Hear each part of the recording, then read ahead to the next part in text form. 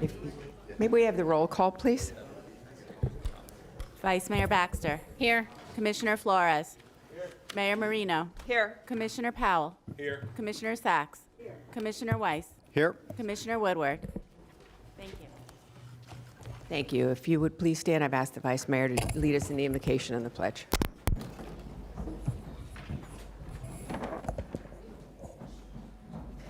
Dear God, we are meeting here today to conduct matters of business for our community. Guide our hearts and our minds in the spirit of fairness. Impart your wisdom upon our activities so that our affairs may reach a successful conclusion. Thank you for being our source of guidance today. Amen. Amen. I pledge allegiance to the flag of the United States of America and to the republic for which it stands, one nation, under God, indivisible, with liberty and justice for all.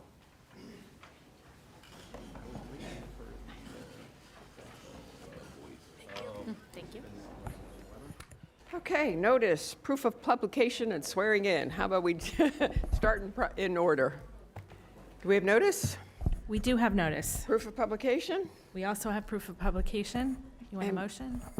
Excuse me? Motion on that one? Thank you. I have a motion from Commissioner Flores, a second from Commissioner Weiss. All in favor, all opposed. See, that motion carries 6-0. May I have the attorney do the swearing in, please? All those wishing to testify on today's quasi-judicial items, please rise and raise your right hand. Do you swear or affirm to tell the truth, the whole truth, and nothing but the truth? Thank you. Thank you. And we're going to have a lot of moving around, moving pieces today, so additions, deletions, substitutions. Yes, we have a few amendments to our agenda. Item number 3, DOA 2024-01618, Tropical Lakes PUD. There's an amendment to the development order amendment in Exhibit C, Site Design Condition 6, for duplicative language. On the regular agenda, item number 5, ZCA 2024-01593, Nash Trail, a modification to the Class A conditional use Exhibit C1, specifically for landscape general condition. And on the addendum, we also have engineering condition number 7 and 8 being added, and some additional correspondence that we received after the original amendment for the agenda. Moving on, under C6, DOA 2025-00292, Lions Glade Center, a development order amendment modifying landscape general condition number 1, landscape perimeter condition number 1, signs condition number 3, and site design condition number 1. On the previously postponed comprehensive plan heading under D, item number 7, SCA 2024-8, Boca Raton Commerce Center, the addition of a condition number 5 for the small scale amendment. Item 8, DOA CA 2024-499, Boca Raton Commerce Center 3, the amendment to add a condition, planning condition number 9, an amendment to site design condition number 3, the addition of site design condition number 4. Under E, ULDC related items for item 12, reasonable accommodation, a correction to the staff recommendation for first reading and adoption, and the correction for the motion as there's just one item A. F, other departments, item 14, is a new item added to the agenda relative to the short list of candidates for the county attorney.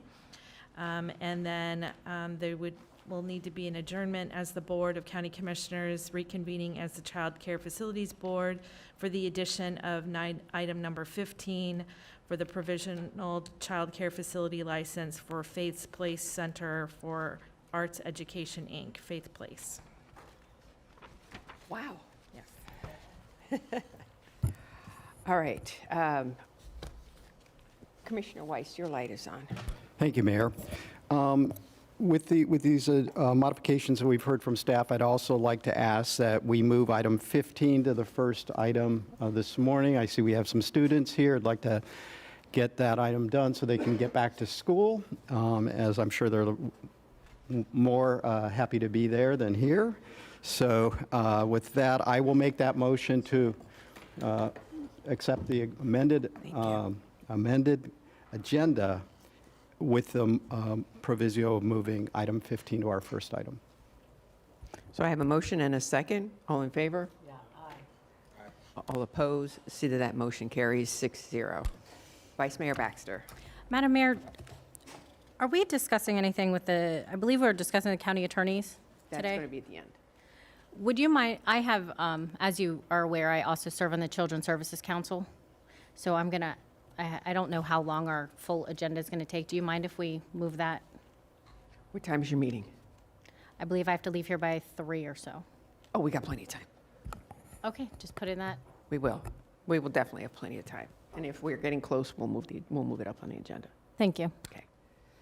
Okay. So right now, we made a motion and a second to approve, and we approved the amended agenda. So now we will take up the consent agenda. No. Oh, I I'm think sorry. You're going to start with number 15, so. We're going to start with number 15, correct? Convene as the, We're going to, okay, we need to Adjourn as the board. adjourn as the Board of County Commissioners, and we need to reconvene as the Child Care Facilities Board, okay. which we have now done. And presentation, what are we having, Tammy? So while the zoning staff doesn't have to move, I'll just do it from here. What we have is a request for a provisional license for Faith Place. That is, the organization is going to be operating a child care facility and school at the Senator McBernard Park in Grand Marcy Park. And there were some construction delays and some other factors that made it where they were not able to make it to the last agenda. And those issues have now been resolved. So they would be going forward, excuse me, they'd be going forward and still going through the regular process at the November meeting of the Child Care Advisory Board, which is what the Board of County Commissioners has set up to handle the licensing. But you as commissioners have the ability to grant this provisional license until they're able to go and have the final hearing with the health department. So we're just asking if you can grant a provisional license. Provisional licenses can be up to 6 months, but it will likely only be a couple of weeks because they are going to be going to their November meeting, and from everything we have heard, they've met all of the conditions.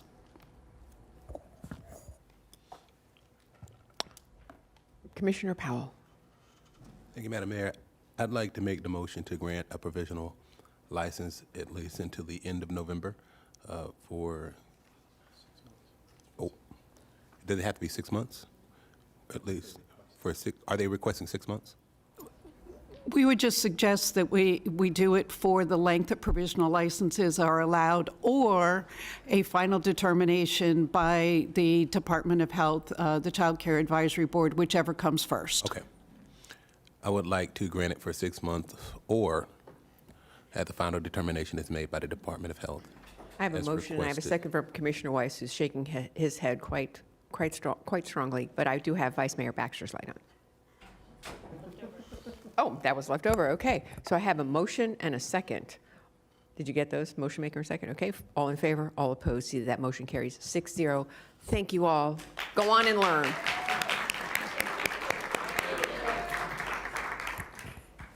All right, now we are going to adjourn as the Child Care Facilities Board. We are now going to reconvene as the Board of County Commissioners with our zoning meeting going forward. And let me go backwards to the beginning of our agenda, because now I would look for a motion to approve. Let me ask, does anybody want to pull anything from consent? Seeing no lights on, may I have a motion? I'm sorry? Oh, thank you very much. Disclosures on consent. Does anyone have disclosures for any of the items on consent? Commissioner Flores? Commissioner Sacks?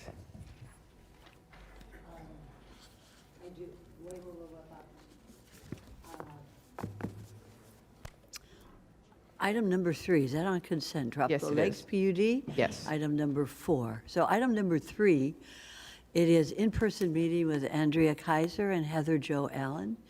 Item number 4 on consent, in-person meeting with Andrea Kaiser and Heather Jo Allen. And that's it. Thank you. Thank you very much. Vice Mayor Ernie? I have emails for item number 1 on the natural areas that have been filed with the clerk, and that's all. Thank you. Commissioner Weiss? Thank you. I had verbal on item number 2, I had verbal communication with Scott Backman. Thank you. Commissioner Powell? No disclosures for consent. Thank you. I have none either. Did we get a motion in a second? Okay, we've got a motion from Commissioner Weiss, a second from Commissioner Sacks. All in favor, all opposed, sees that approval of the consent agenda, 6-0. Thank you very much. We will now take up our regular agenda items. And the first item on the regular agenda, Nash Trail. Yeah, so the first item, ZCA 2024-01593 Nash Trail. We have 2 requests before the board, an official zoning map amendment to allow rezoning from the RE zoning classification to the residential single-family, and a Class A conditional use to allow townhomes. So we can turn it over to the applicant and then staff.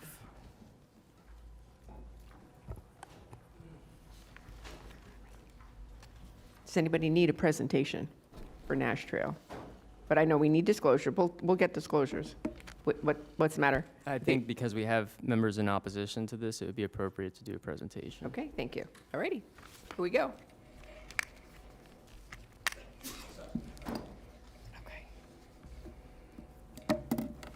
Good morning, Commissioners. My name is Erin Lees, and I am presenting the Nash Trail rezoning and Class A conditional use applications. The applicant is requesting approval for an official zoning map and amendment to rezone the subject parcels from the RE Residential Estate Zoning District to the RS Single Family Residential Zoning District, and a Class A conditional use to allow for the development of 53 fee simple townhomes in the RS zoning district. The 7.57 acre project site is located west of South Haverhill Road, northwest of Nash Trail, and the 52nd Drive South intersection. Nash Trail is an infill development within a mile of Diamond View Elementary, Tradewinds Middle, and Buttonwood Park. Access is off of Haverhill Road and then west on Nash Trail, then north on 52nd Drive. Nash Trail is being improved to Palm Beach County standards as part of the Blossom Trail development, and 52nd Drive will be improved to our project entrance to Palm Beach County standards. The applicant is requesting 53 units, resulting in a density of 7 dwelling units per acre. The parcels are currently zoned residential estate, and we are requesting to rezone the parcels to the single-family residential zoning district, RS. The future land use on the parcels is medium-density residential, 5 units per acre.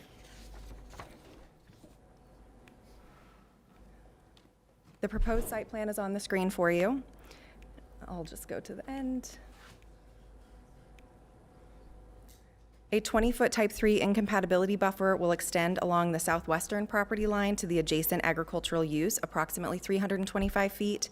The remaining 600 feet of the west buffer will have a 20-foot incompatibility buffer with a 6-foot Simtech fence. The site plan also includes tree preservation areas, a tot lot, guest parking spaces, and dry detention areas.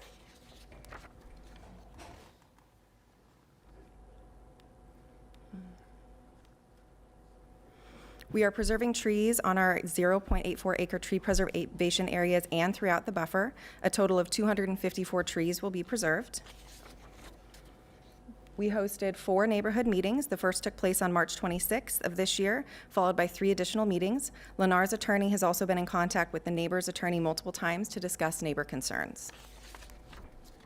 During the neighborhood meetings, we introduced the project and discussed potential concerns with owners of adjacent properties.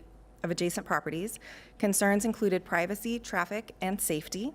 As a result of the community outreach, we are proposing several solutions, including an enhanced landscape buffer, along the north, south, and west property boundaries, a speed table on 52nd Drive South, which is subject to county review and approval, and the developer has offered to install a fence on the property of 5536 52nd Drive South, which was declined.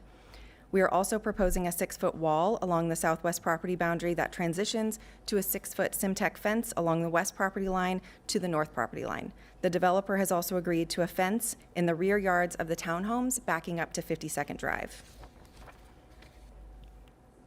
The proposed development meets or exceeds the buffer requirements on all 4 sides. Specifically, a fence is not required on most sides of the development, and we are proposing a 6-foot opaque fence on the north and south, a 6-foot fence in the rear townhome property lines on the east property line, and a 6-foot Simtech fence on the west property line where we are not abutting an agricultural use. We are proposing a 1-foot berm within 3 feet of the property line, allowing no backside swale to be required. A 3-foot berm, which the residents are requesting, no longer meets this requirement and requires the berm to be at least 10 feet from the property line.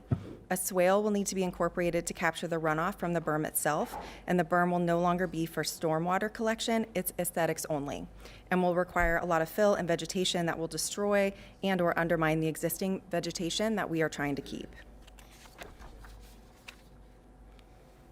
There will be a 20-foot concrete, there'll be a 10-foot, there will be a 6-foot concrete wall along the south 325 feet of the west buffer.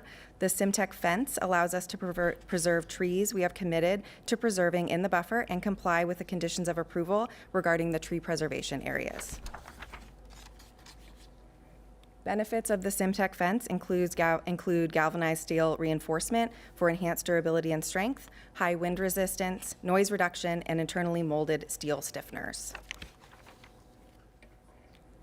The project is required to provide 4 workforce housing units on site per code. Lennar has voluntarily agreed to 6 workforce housing units, which will be provided as 9 off-site rental units. The builder has already been identified, who is partnering with Palm Beach County Housing Authority, which has resulted in a written letter of intent from Atlantic Development.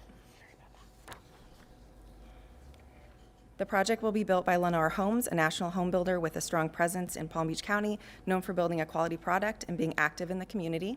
Lennar Foundation contributes $1,000 per home to children in need for medical research. The development provides 183 parking spaces, exceeding the code requirement of 106 spaces. Each end unit contains a 2-car garage and 2 driveway spaces, and each interior unit contains a single-car garage and 2 driveway spaces, allowing room for guest parking. The proposed project complies with the standards for rezoning to a standard zoning district, and the proposed project complies with the standards for a Class A conditional use. Staff recommends approval of the request, and that concludes my presentation, and I'm happy to answer any questions. Thank you. Commissioner Powell. Thank you, Madam Mayor. The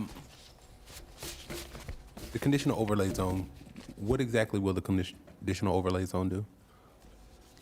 The conditional overlay zone is relating to tree preservation on site, ensuring that we're preserving trees on the property.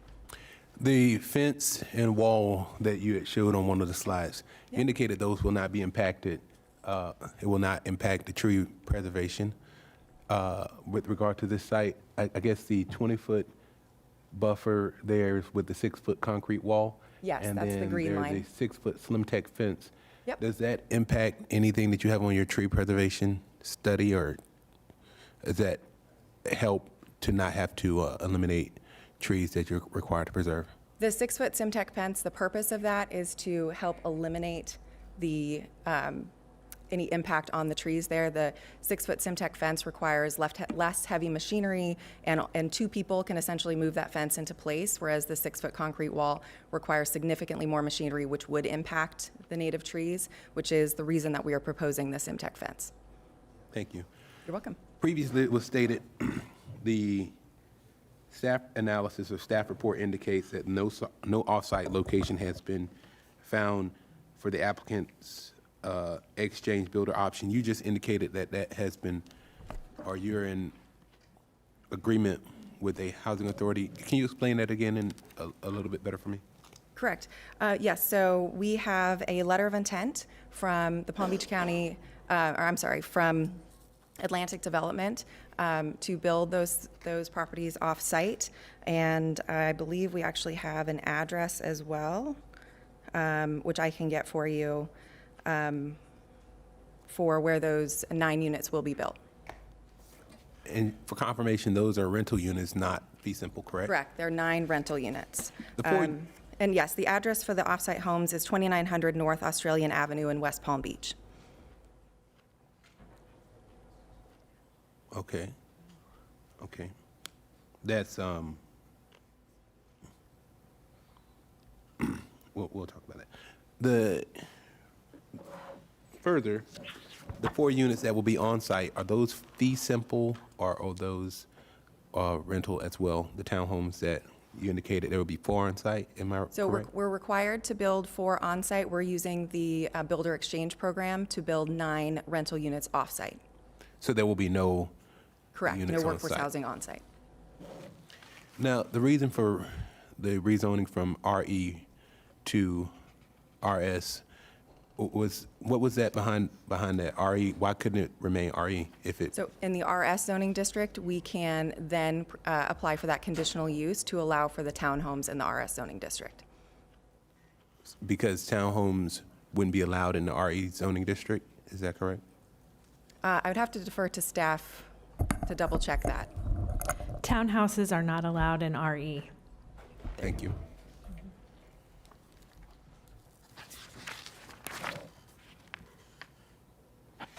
You indicated that the berm was for aesthetics only at this point. When you had gone back, and this was originally supposed to be on one of our agendas, it's been pushed a few times and then remanded back to the zoning commission. The berm, was that something that came out of it as a result of conversations with the members of the community who had issues with the project? So we are proposing a 1-foot berm within 3 feet of the property line, and that is for stormwater management. The residents would like a 3-foot berm. So if we transition from that 1-foot berm to a 3-foot berm, we would have to move the location. It also is no longer for stormwater management, then we would have to provide a swale, and it would greatly impact the trees that we are preserving in the buffer, and we're preserving a significant amount of trees in the buffer. So, which is why we are proposing to keep it at that 1-foot berm. Thank you, Aaron. Those are all my questions, Madam Mayor. Thank you so much. Thank you. Commissioner Sacks. Thank you so much, Madam Mayor. I want to commend Lennar's commitment on the following 3 conditions of approval. One of them is, and I'm reading from what the developer said himself, the developer shall coordinate with the Early Learning Coalition of Palm Beach County, the ELC, to pay to the ELC in one lump sum the monthly stipend of $250 for 6 months of children expenses services for 12 Nash Trail owners. This is because this is a working class workforce area, 2 and 3 bedrooms. We know they're going to have families, young families. Both parents will probably be working. So this will provide childcare for those children who are pre-K. And we know that they are in close proximity, this development, to 3 schools. So this is a perfect place for folks who have families and do qualify for this housing.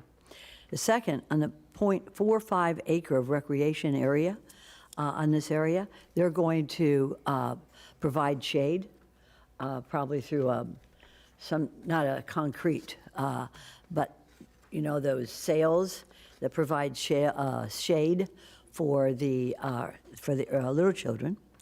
And then number 3, and I want to thank and commend Timothy Haynes from who has been working closely with us on this project. The 0.45 and 0.08 acres of tree preservation will have the possibility of having a small playground that is consistent with protecting the trees at that time. So I want to thank Greg Pettibon from Lennar. You've done an excellent job in working with us to provide childcare, make sure that our working families that come here have a place for their little children. So I commend that. Thank you so much. Thank you. Vice Mayor. Thank you, Madam Mayor. When you reached out to the residents, they said they wanted I believe it was a 2-foot 9-inch berm or a 3-foot berm versus a 1-foot berm. Correct. And what was the reason why that couldn't be accommodated? So the berm as it stands now is a 1-foot berm, and its purpose is stormwater retention. We have to be within 3 feet of the property line. If we move to a 10-foot berm, we have to move to 10 feet from the property line. We also would have to bring in a significant amount of fill. Hold on one sec. A 10-foot berm? You mean a 3-foot berm would A have to 3-foot be berm would have 10 to be feet 10 feet within the property line. from the property line? Correct. Okay. So we'd have to bring in a significant amount of fill, which would damage the existing trees that we're trying to preserve. We would also have to bring in machinery that would impact that as well. And then the berm is no longer there for stormwater retention. It's there for aesthetics only. So then we would have to re-engineer our stormwater retention to ensure that we're maintaining our stormwater on our own property. And then there's also some historical drainage that we're aware of in this area. So then we would have to make sure that we are taking care of the historical drainage as well. And we have somebody here from do we not, staff? Yes, we have Tim Haynes here. Tim? Hi, Tim. Morning, Commissioner. When you put a 1-foot berm around trees and so on, how is the impact different than 3 feet? The impact is different because when we get into the critical root zones, especially for slash pines, they're very sensitive and they succumb to stress very easily. So burying the root systems or any damage to the root systems kill the trees very quickly. So the amount of dirt and fill that you bring on site is going to impact those trees. So that's why the berm requirements from 1 foot to 3 feet is going to be a significant difference. And it wouldn't cause damage at 1 foot? At 1 foot? That would be evaluated, but typically on sites, there's already berm requirements that from land development where the water flow is not supposed to sheet off onto other properties. Those berms could vary from 5 to 6 inches to a foot, and we don't generally see a lot of tree mortality with that, but it also depends on how the contractors are able to do their better management practices of putting in tree barricades and whatnot. Tim, let me ask this again. At 1 foot, not 5 inches, not 6 inches, at 1 foot, it wouldn't damage the trees? I do not believe so. Okay. No, it would not damage the trees. Having a little bit of a science background, taking a lot of courses on this, I'm going to respectfully disagree on the 1 foot analysis, but we'll go from there. I do believe you have to remove some trees and replant them already. Yes, if I can pull up the slide here. Nope, went too far.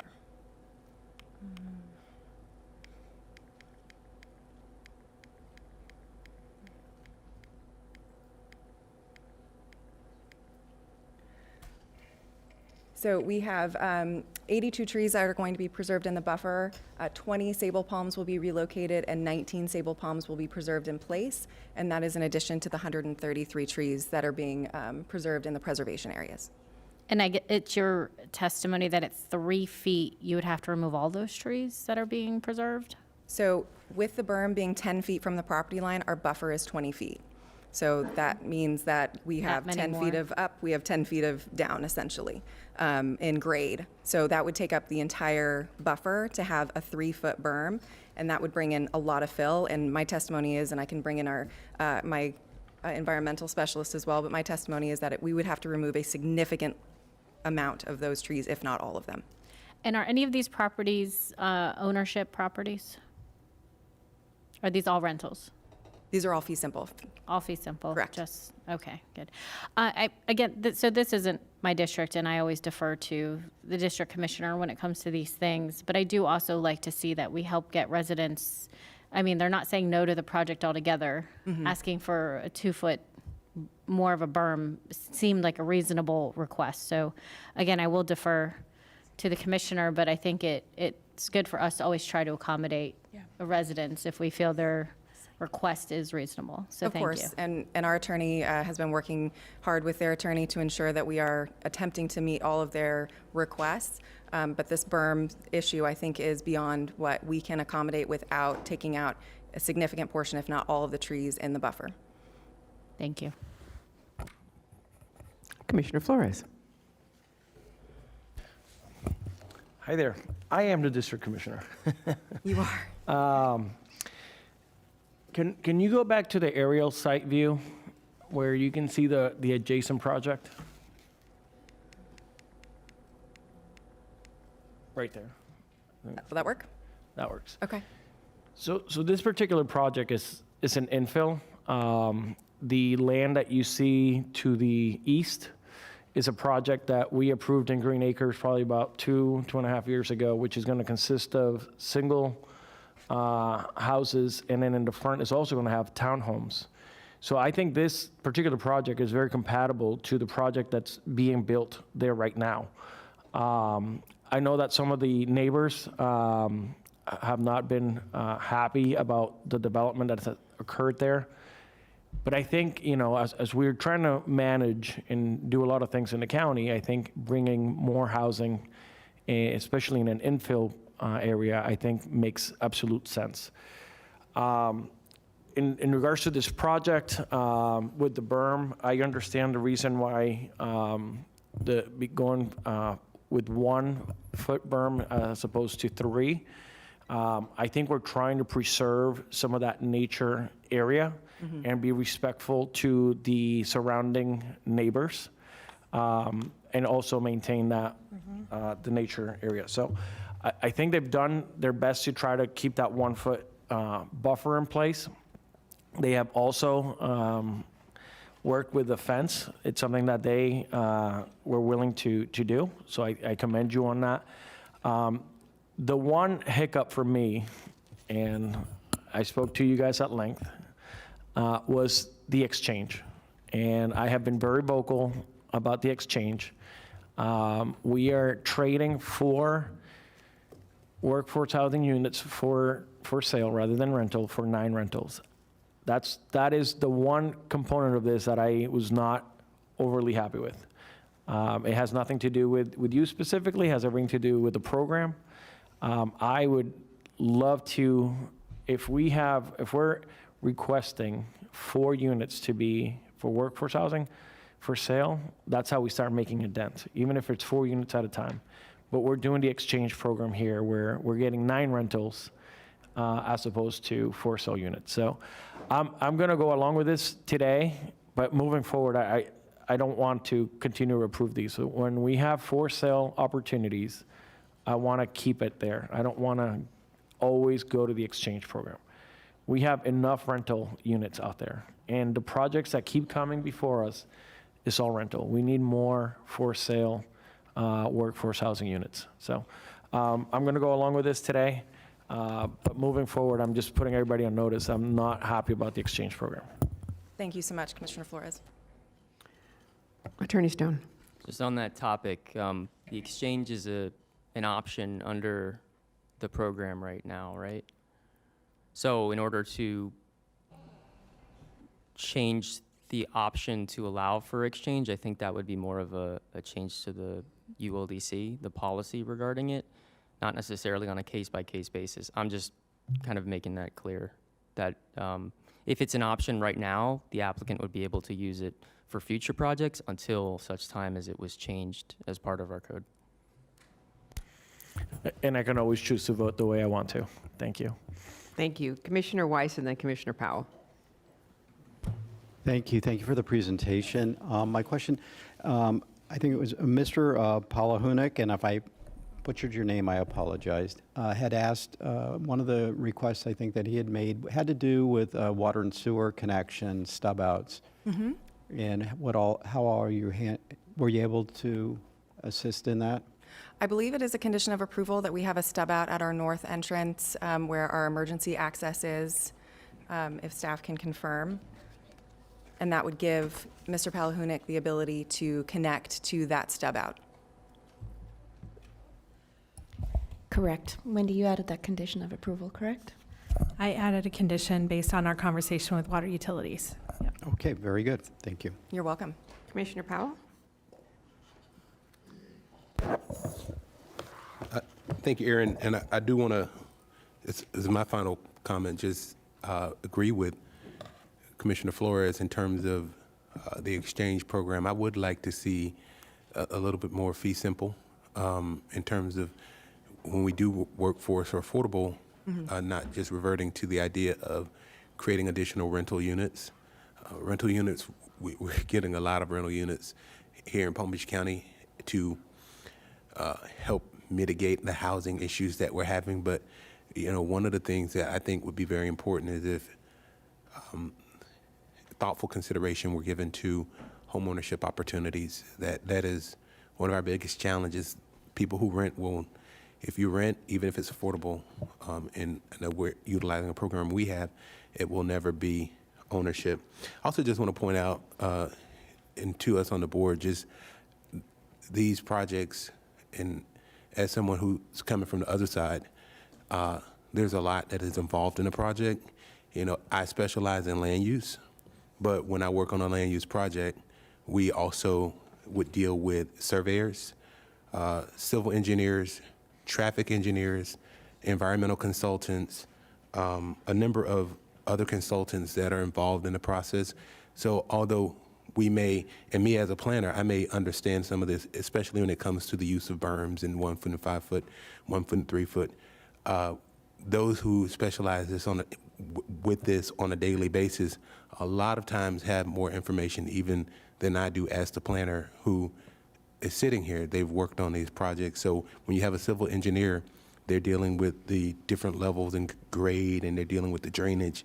So it's a little bit more technical than, you know, knowing something about it. It really is a comprehensive understanding of everybody who's involved in putting a project together. So I just want to make sure that we as a board are mindful that when staff is working with some of the consultants, that a lot of this there's a lot of information involved, a lot of technical work, and there's a lot of people and professionals who sometimes are not presented before the board that come here or that have worked on the project prior to them getting here, so they have a lot more information. I just don't want to sound dismissive when we're talking to staff in terms of indicating what we know as opposed to what they know, because it's, to me, as a planner, sometimes it comes off to me as if we've spent hours and weeks working on these projects when I know I haven't. And I just want to make sure we're mindful of that, because it could be, sometimes it comes off as dismissive. But we appreciate your work, Aaron. I appreciate the work that staff has done. Tim, thank you for coming up and explaining some things you did earlier. And I will close with just recognizing that. Thank you, Commissioner Powell. Thank you, Vice Mayor. Thank you, Madam Mayor. I just want to echo the sentiment to my fellow commissioners that I am also in favor of fee simple. I'm not a big fan of the exchange program that we currently have in place. I don't know if it's worth taking a look at the policy, but I will say that is how I lean to vote, is towards fee simple, not for the exchange program. So thank you. Thought I'd interrupt. Staff hasn't done their presentation, and I know there are 5 people in opposition that want to get their comments on the record before a decision is made. So, Oh, no, we're not done. yeah, so no, I just, I don't want any questions on rules of procedure since they've already been questioned on prior hearings, so. I don't want to add any really additional beyond our staff report, but I would like to add on to the discussion of the berm. And staff has included a condition of approval because we do not have the civil plans yet as officially submitted, that we have a condition for the applicant to submit the civil drawings along with the landscape plans, the tree barricade and management plan, so that we can evaluate a 0 or a 3-foot berm, any range, in order to ensure that there is a protection of existing vegetation there. I also want to point out, even though the applicant's slide mentioned, they officially submitted a tree mitigation plan, and there are 612 trees on site. And again, this is submitted by the applicant. And in their documentation, they stated that they would be preserving 234 trees in its place, and that they would be mitigating on site an additional equivalent of 327 trees. So that equates, or 327 trees, which equates to around 1,097 vegetation credits. So staff is taking that into consideration as well when you start planting all that vegetation. Whether or not a berm is going to be necessary, it's going to be very much like a forest. So that wasn't in her slides, but it was officially submitted to staff that they'd be mitigating on site. So I just want to point that out as well, because we were taking that into consideration on our evaluation of a berm or no berm. So. Thank you. Commissioner Sacks? Yeah, I have really a question, maybe the attorney and staff. Most of us here have expressed an interest in not having this buyout. And should I wait to the end of this whole session and look at staff direction? Because if we need to have a further discussion on this, maybe we should. This applicant already applied and they have their option. But if this is a policy that we want to change, I'd like to just keep that up for discussion later on. Thank you. Commissioner Flores? Yeah, earlier Commissioner Sacks mentioned some conditions of approvals regarding some daycare.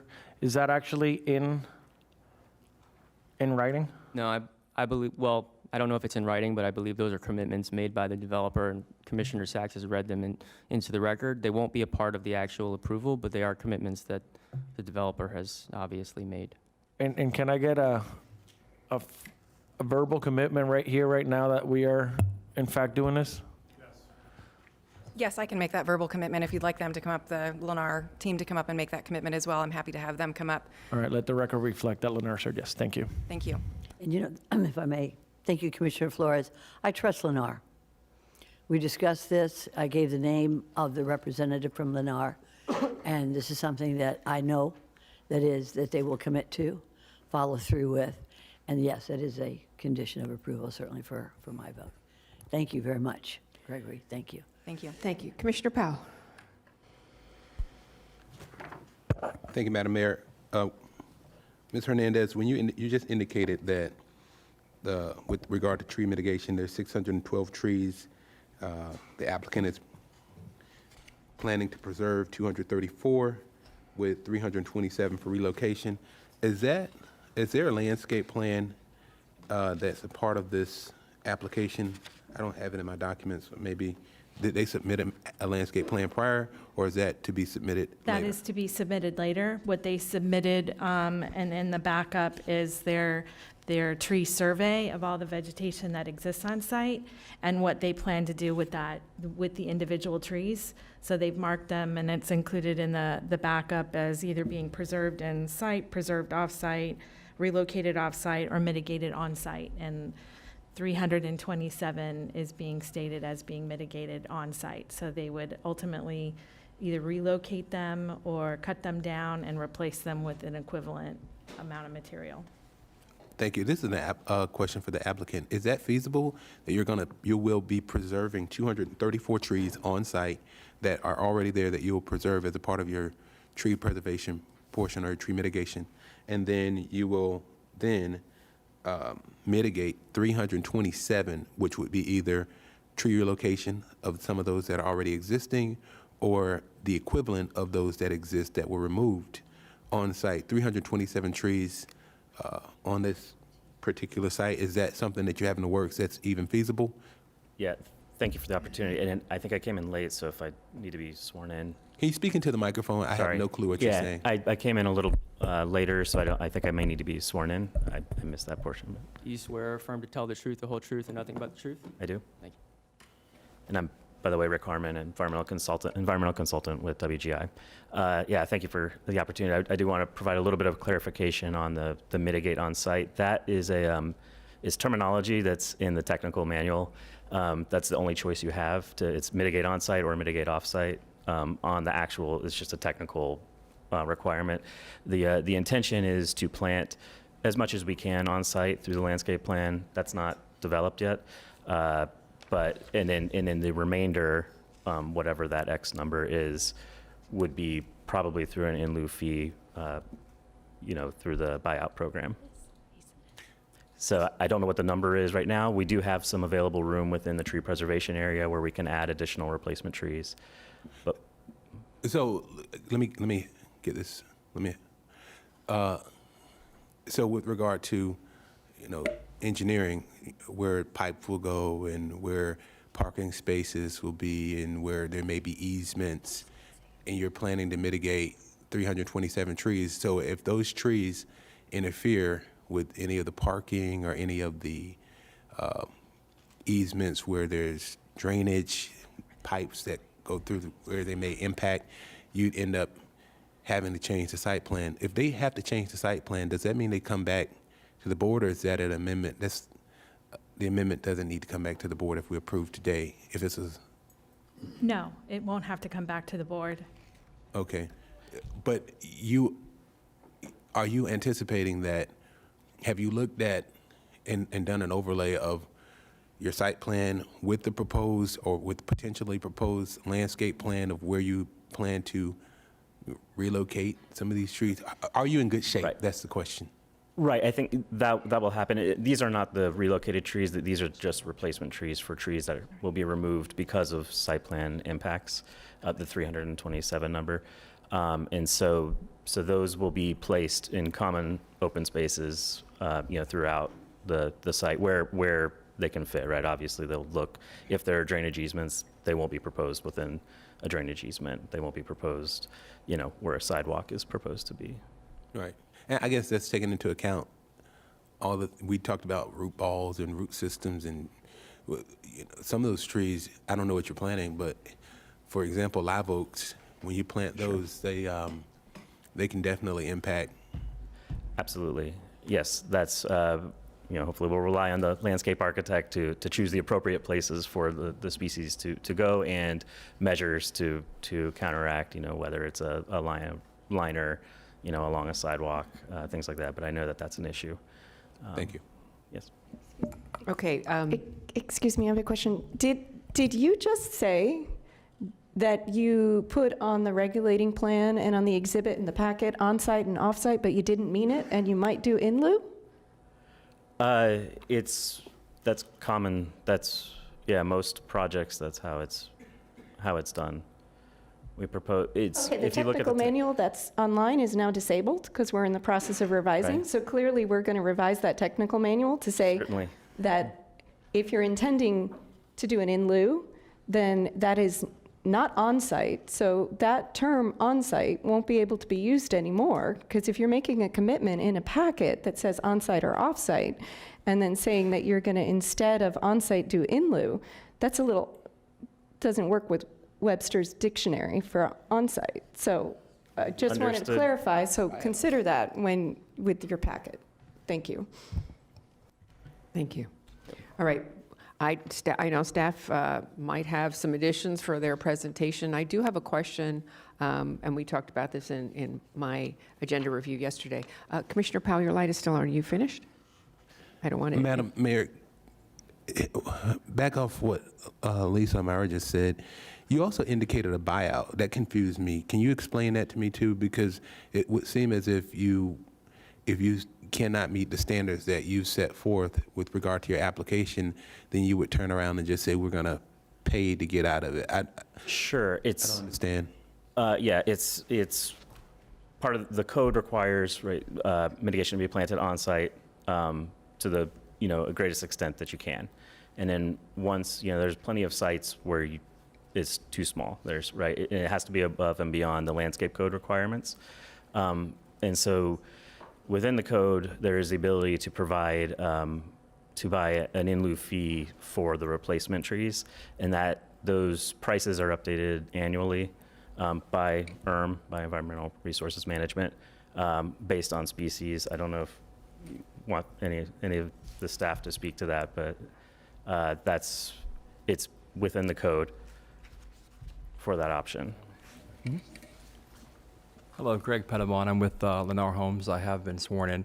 Perhaps just to clarify a technical realm, it is our intention to plant all, if not as many as we absolutely can on site. The same concerns shared by our neighbors about buffering and breaking up buildings and view scenes. Those are the same concerns we have in selling homes. So obviously, our belief is good fences, good buffers, tree foliage, all those are major quality of life items. So just to help maybe clarify that point, we're more than happy to plant absolutely as many, if not all, on site that we can. Thank you very much. Just to clarify. Thank you. Okay, so I know staff has maybe something they'd like to add. I would like some attention paid to the condition of 52nd. We talked about that yesterday in my agenda review, and also the school bus turnaround and all that kind of stuff. So we'll do a staff presentation. Please see if you can answer those questions that I just asked, and then we have 5 cards on the subject. Okay. Yeah, I don't have the clicker.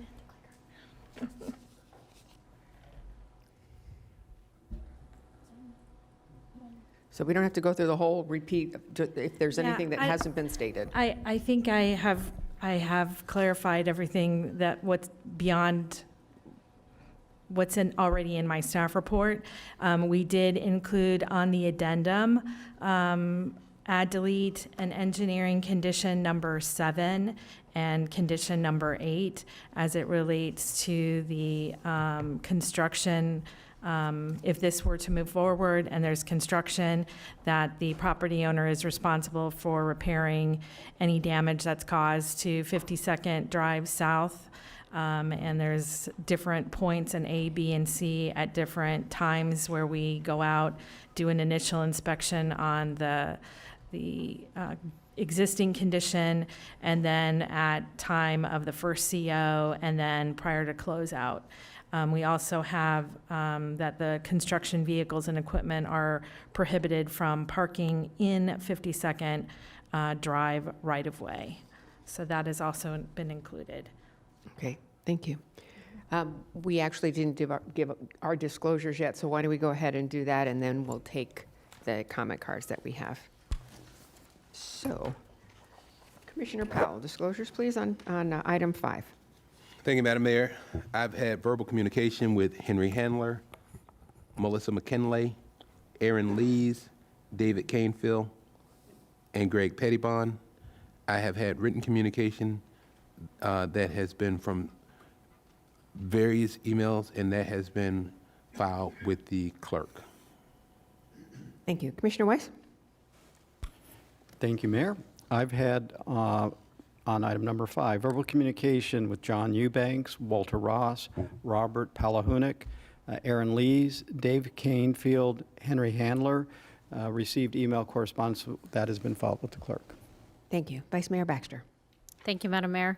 Yes, I've had emails, and they've been filed with the clerk. I have had verbal communications with Henry Handler, Aaron Lees, David Canfield, Greg Pettibon, Claudia Morrow, Jean Newman, and John Eubanks, and no site visit. Thank you.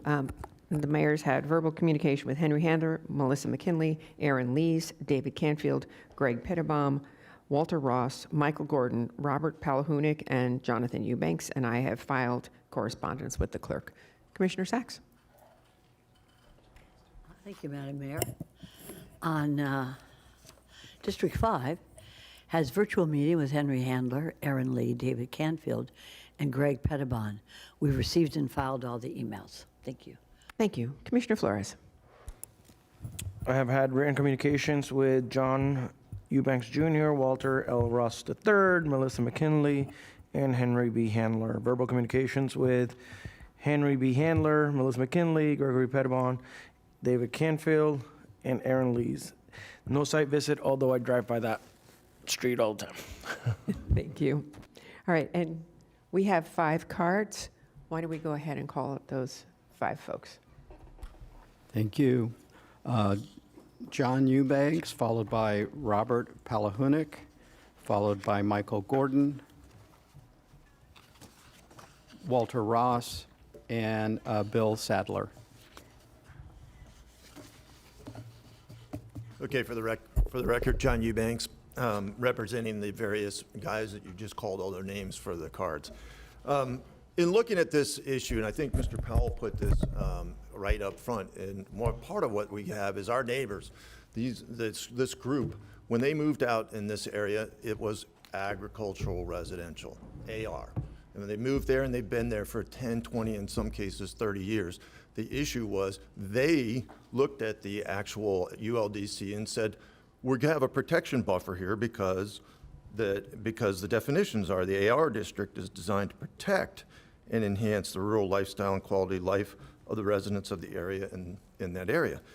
Then this lifestyle is protected by RE, which is defined as to provide a transition between agricultural and conservation areas. As such, townhomes are not permitted in the RE district, and that's exactly what we found out. This application, though, flips that. It says you don't get the protection that you thought you got from RE. We're going to switch it over. Now we're going to put two things which are incompatible, and we're going to put them side by side. So we're looking at that issues, and we try to work through and say, look, are we going to take on the world, or are we going to ask for the things that we think are the most important to us? And that's what we've done with a lot of communications. And the two things we've come down to have been talked about a good bit. Number one, we want a concrete wall all the way on the west side. Now, I've heard various things today about, well, you don't need a concrete wall there. One of the issues we have, and this goes to berms too, is we have major flooding. All along that area, we have major flooding. So to someone come in and say, we're looking for a 3-foot berm to keep that flooding out of Mr. Gordon's property and Mr. Sadler's property. So when we're talking about berms, the problem I'm hearing today is we don't really even know. We don't know because we don't have the civil planning to say whether there's a 1 foot or it could be even a 3-foot berm that our folks are looking for. And it's a little worrisome when I just heard that, hey, that could all be changed and we wouldn't come back to you all, so we wouldn't have a chance to address it. We also think it's kind of interesting that every other surrounding community has done concrete walls everywhere. We're not asking for 4 concrete walls around the entire property. We're asking for 1 along the agricultural residential agent. So we're really kind of looking back at this, and we're a little, we're glad that people are at least talking to us, but we're really thinking, look, the berm, and then Mr. Palahunik has an issue for the road as well being torn up now and would like to see it actually done in a better way in the future. So from our standpoint, the wall, the concrete wall, and I want to also put in something in the last couple seconds. The concrete wall extension is not in the nature preserve area. It's in the buffer. The buffer is not in the nature preserve area. So if there's 5 or 6 or 10 trees that are lost because we're asking for a concrete wall, that could be mitigated, as we're hearing, in many different ways as well. So we think we should be able to do that. Thank you. Thank you. Vice Mayor Baxter. Thank you, Madam Mayor. A question for staff. Is it common that we do not have civil plans at this point? Yes. When do we generally get those? I'll fill you with land development, excuse me. So we will get those civil plans actually at the time of DRO approval. We'll look at their historic drainage study, so we'll see some calculations at that point. And then we see their official civil plans at the time they submit for their plat and their required improvements approval. And have we looked at if this is built because of floodplain, even if this whole development is much higher than the surrounding AR that's right next to it, have we looked at its impact of the flooding of that area? And are we making it worse by approving this? So we look at that when they do their historic drainage study, which is the next step. I have seen some of the survey, and it looks like the elevations between the two properties are pretty similar. Even after being built? Not after being built, but right now they're pretty similar. So I'm not certain if there's flooding right now. But after it's been built, they have to keep their drainage on their site to discharge to the canal. So they cannot impact their neighbors. Now, if there is historical drainage that's coming through their property, they have to take that into account into their calculations as well. I've seen pictures of pretty bad flooding in their area, and I want to make sure we are not making it worse. Yeah, absolutely. So that's that condition for the historic drainage study. At the next step is when we'll look at that. And that's typically when that happens. Okay, thank you. Commissioner Weiss. Thank you, Mayor. Just following up on my colleagues' questions. What's the law on this? What is the requirement? Requirement for, For holding their own water, drainage? I believe there's code provisions that require legal positive outfall.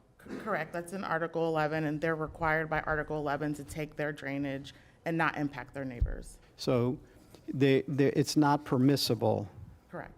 and this has been in the code for how long? I can't give you an exact date, but it's been in there for a long time. So when development happens in Palm Beach County and has for quite some time, it is required that the developer or the property owner of where the new development is going to happen has to hold their own water. Correct. And take any, if there was a natural flow coming from their neighbors onto their property, they have to continue to take that water. That's correct. And so that's what's in the code, has been in the code, Correct. and as far as we know, is going to continue to be in the code. Correct. So you cannot impact your neighbors with your drainage. You cannot. And if they have drainage that comes onto your property, I have to take it in. Or you they have to have the ability and the facilities to take that in. Correct. Okay, thank you. Thank you. Our next speaker, please.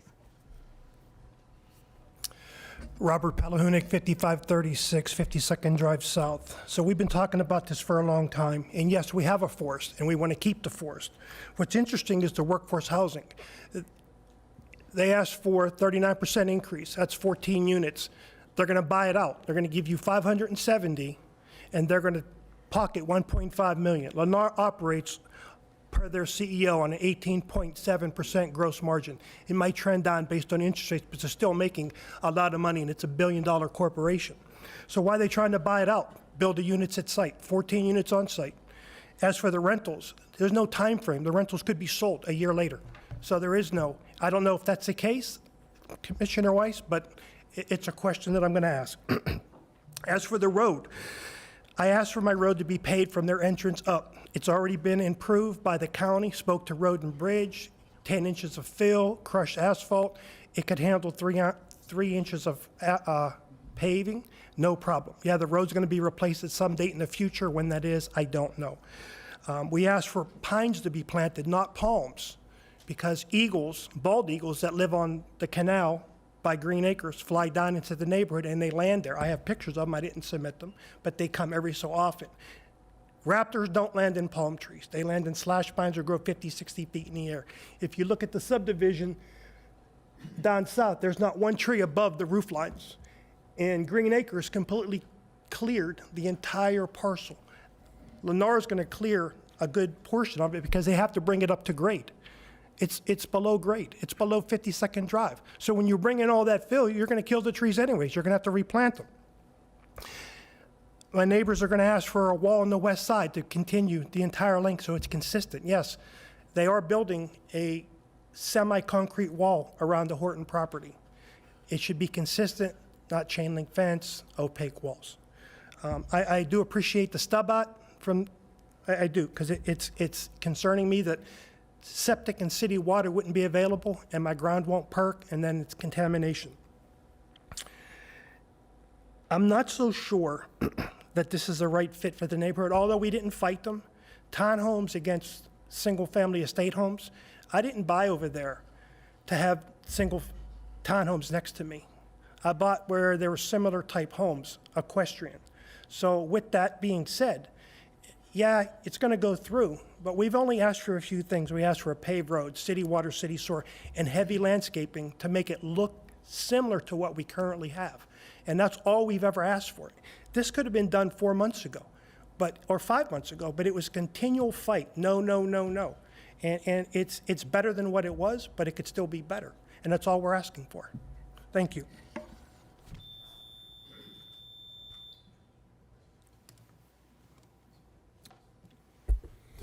Good morning. Michael Gordon, 5360 Oldsmobile Drive, Lake Worth. I am the property owner to the southwest corner of the developer's site plan, and it's the AR zoned equestrian property that we've been referring to over and over again.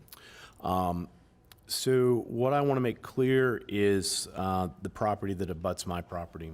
It's very low lying, it's very wet, and that really hasn't been discussed. There has been no civil engineering done that we've talked about. Look forward to seeing that. And in their proposal, they have I'll call it a playground, the play area, in that very extreme southwest corner.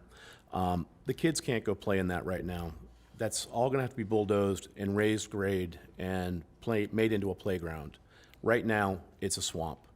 It will dry out in November, and then it will get very wet again starting in June. So that area there, as far as tree preservation, whatever they've counted in that area, that's gone. Every bit of vegetation will be wiped out in that area.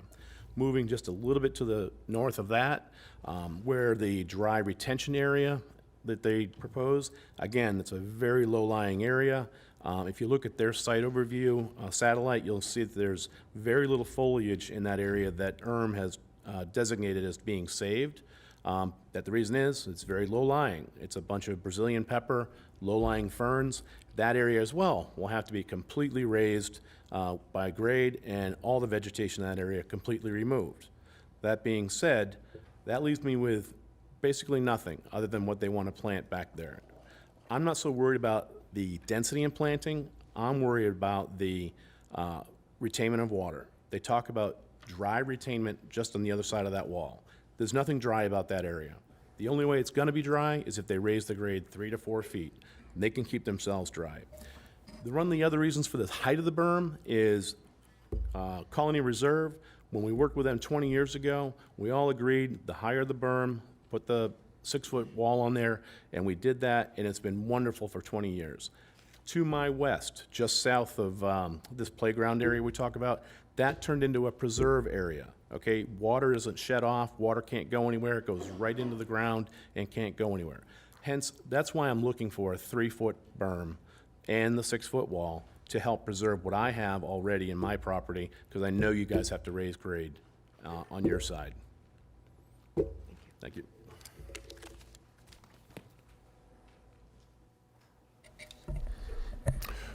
Good morning. Walter Ross, 5407 Nash Trail, agriculture business, 30 years there. Just want to say that we're not opposed to having this development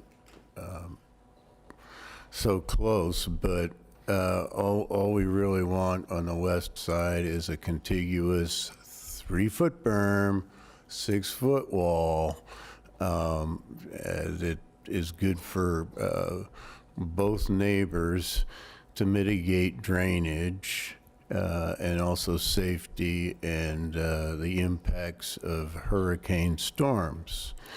I know you have historical data and consultants and stuff, but you're looking at the consultants, the people that have lived there for 30 years, and we build our own berms to mitigate the runoff. And we're just trying to work with the applicant just like we did with the colony. And it's proven that the cement wall has withstood all the storms. The berms have withstood all of the recollection, 20 inches of rain in 24 hours. So we understand what's going on, and we've offered these solutions and support for this berm and wall, and that's what all we're asking to have done, some certainty that will go on forever, okay? This business about, well, we'll fix it after the impact, just remind you that you can hide from the wind, but you got to run from the water. And, to that point, we're more than happy to have a civil engineer look at it as a land survey to show, prove what we've experienced in the past 30 years. For me and my neighbor Raleigh and the others, that we just want to be very careful to have, the separation but retaining the use and quality of our lifestyle and business. Thank you. Thank you. Yeah, my name is Bill Sadler. We reside at the 5319 Oldsmanville Drive. We border the new development on the northwest side. I want to say a couple things, and we've been saying it in several meetings. The one thing Lennar keeps on stating is that the proposed multifamily development is compatible with surrounding uses. It may be compatible to the uses to the east, but it's certainly not compatible with the AR zoning to the west, which is our properties. That's one thing that kind of is concerning. But regardless, we know it's going to go through. But as my neighbors have indicated, we need concessions. We've been asking for this berm, this continuous concrete wall along the entire west boundary. Lennar stated that they're transitioning from a solid concrete wall to a plastic fence along my property because it's not an agricultural use. Well, we don't have an ag exemption. I guess maybe that's what they're referring to. But we have a pasture, we have stables. We bought the property in 2009 to raise horses for my kids. And we don't have horses there today, but we've historically had 5 horses in our pasture, and my kids love to ride horses. So all we're asking for, which I don't think is too much, is why can't we have the protection of our property using a berm, using this concrete wall along the entire west boundary? I think that's not asking a whole lot for the impact this development is going to cause on our lifestyle out there. We didn't buy the property, as my neighbors indicated, to be next to multifamily developments. We bought it because it's private, it's quiet, secure. The property was a nursery for many, many years when we bought the property, bought our property. So now we got to live with the townhomes. We just want maximum security and protection of our property. Thank you. Thank you, sir. Commissioner Weiss, your light is on, and then Commissioner Flores. Commissioner Flores, Mr. Sadler, could you come back up, please? Commissioner Flores has a question for you. Sir, you indicated that that the townhomes are not secure, that they don't provide safety? Well, I don't understand that comment. Because we're going to have townhomes in there, that makes it not a safe place anymore? Well, it's different than having living next to 5 homes. Now we're living next to 53 townhomes with a lot of people. I'm not saying it's not going to be safe. We just want maximum security. If we put our horses back in our pasture, we don't want people climbing over a plastic fence to get access to our property to impact our livestock. So I'm not saying it's not going to be a safe development. I'm sure Lennar's going to make sure it's a safe development, but certainly not as safe as what's there now, which is 5 state I've homes. lived in a townhome, and I've never jumped over a 6-foot fence to go anywhere else. So I don't understand the comment. Well, we just feel as though a concrete barrier wall, a solid concrete barrier wall, is going to provide better noise protection and just overall more security for our property. Okay. Commissioner Weiss? Thank you, Mayor. I just wanted to clarify this question on the exchange program and those units. So if maybe staff can help explain.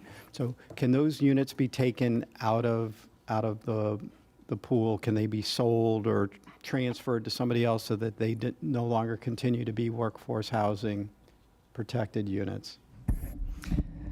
For the record, Travis Goodson with the Planning Division. Those units will have like other workforce projects, will have a restrictive covenant that will start the rental period for 30 years.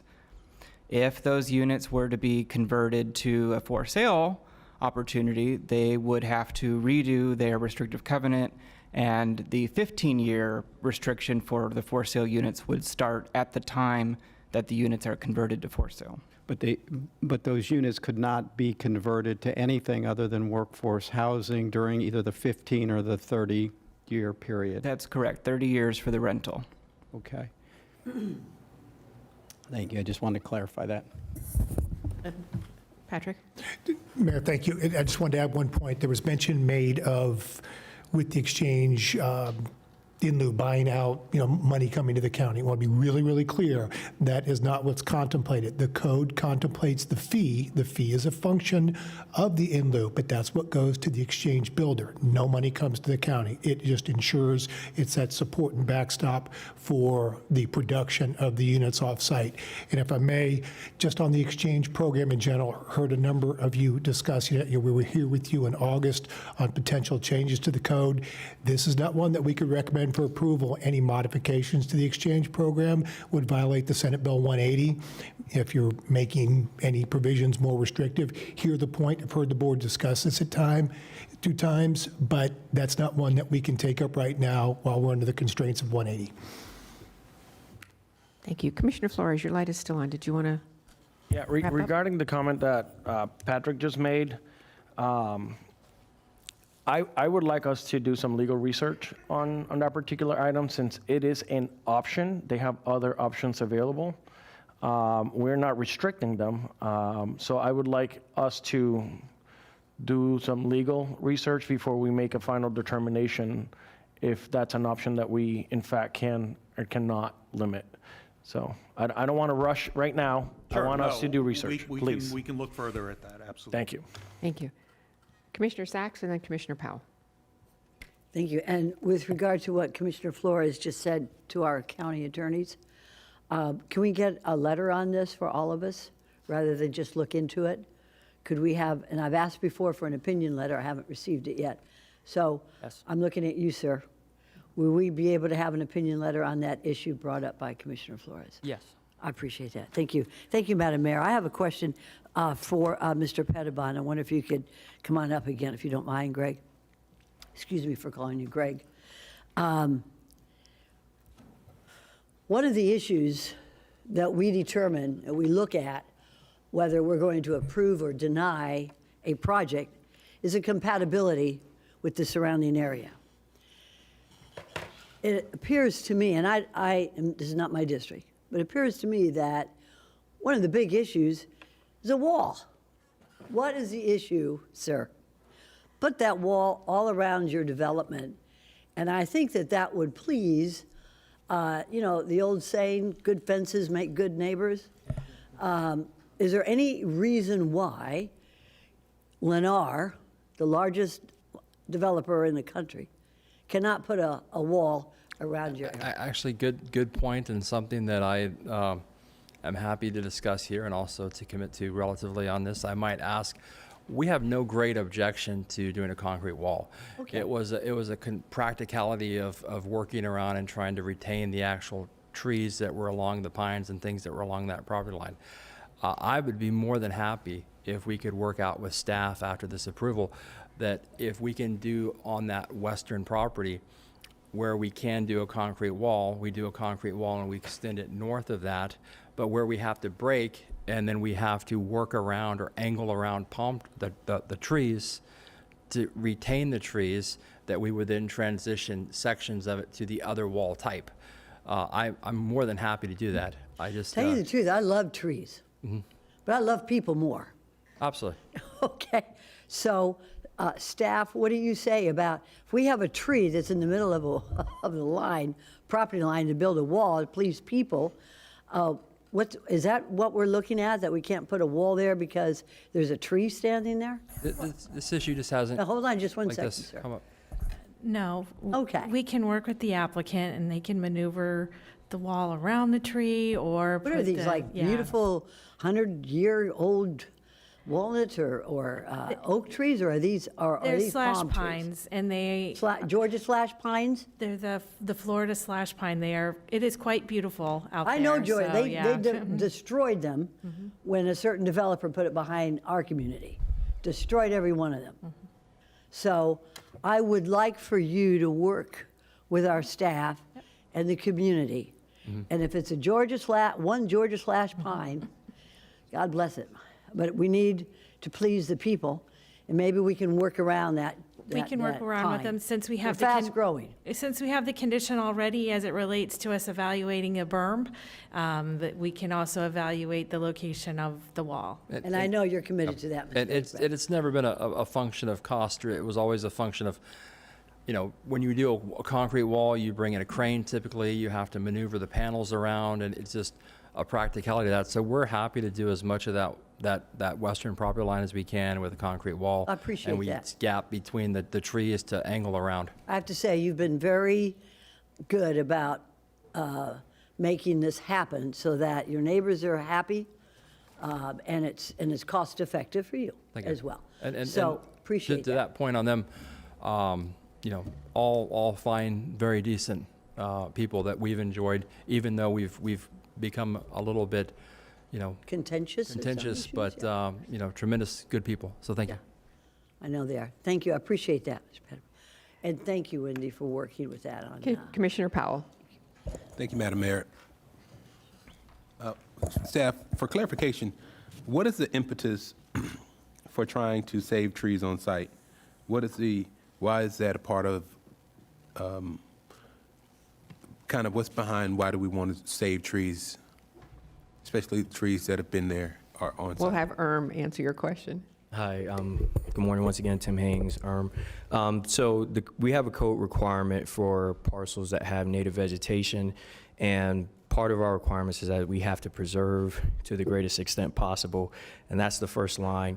Then relocate, try to have, maybe off-site mitigation options, and also the buyout as a more secondary source. But we do have a code requirement, especially for parcel sizes that have dense vegetation and quality tree canopy habitat. That's what our code requires us to do.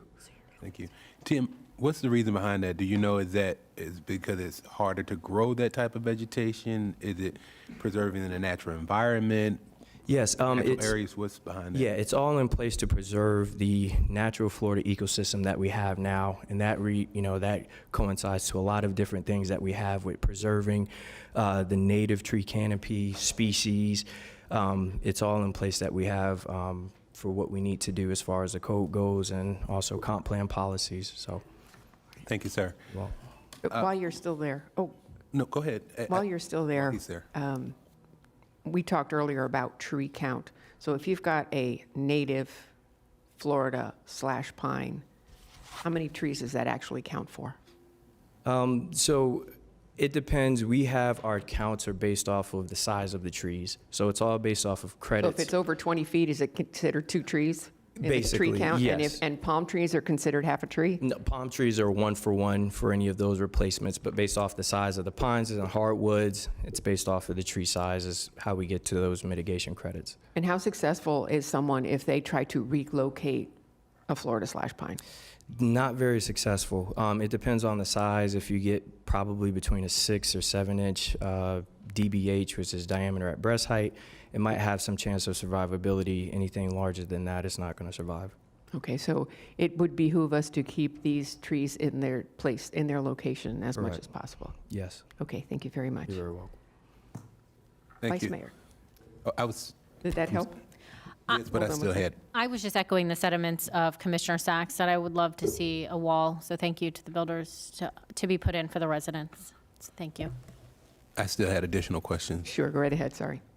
And I don't know who this would be for, but looking through the application that was submitted, I just want to be clear, and I just want to confirm with staff that the only things that have been submitted thus far are the regulating plan, the subdivision plan, and the preliminary master signage plan.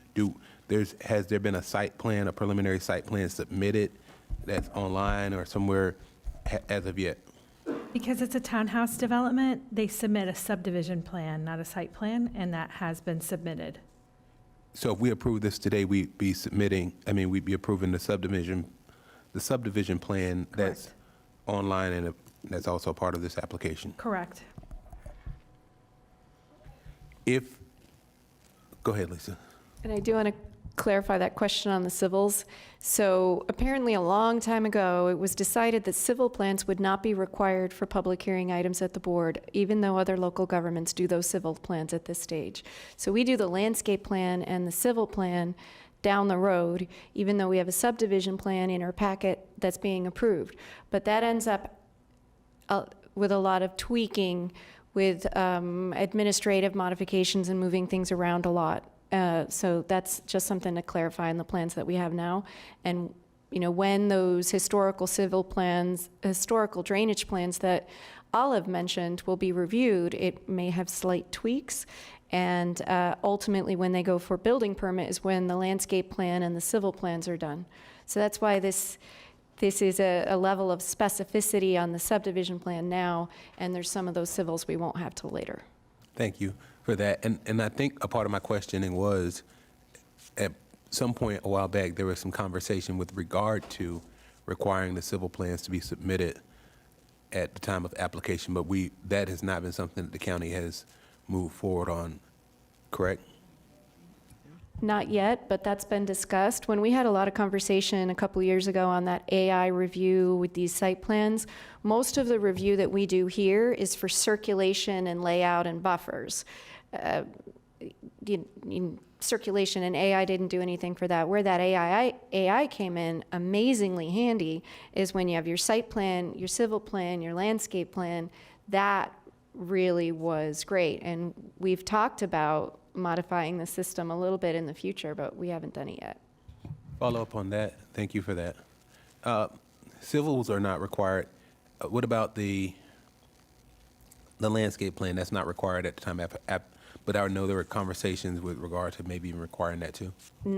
We don't usually do the landscape plans at this stage. Those are with that kind of, and what we're looking at it as a step before building permits to do the landscape plan, final site plan, or subdivision plan, and civils landscape prior to building permit. I think that's a conversation that might come up as they're crunching and consolidating the building permit review. Right, Whitney? Was that what we talked about?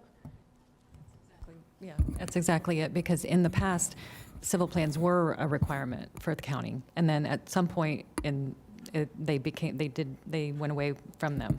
So there must have been a reason why that happened. I'm sure it was for streamlining the process type of thing. And then at the building permit stage, yeah, the civil plans and then the land development permit, civil plans are required at that point. And then architecture and landscape are required at building permit. So but it's a process we've been talking about. Because it does require a lot of tweaks when it does get to building permit, where it comes back to zoning for a site plan amendment. So we kind of have to get some feedback from industry too on that, I would think as well. So. Thank you.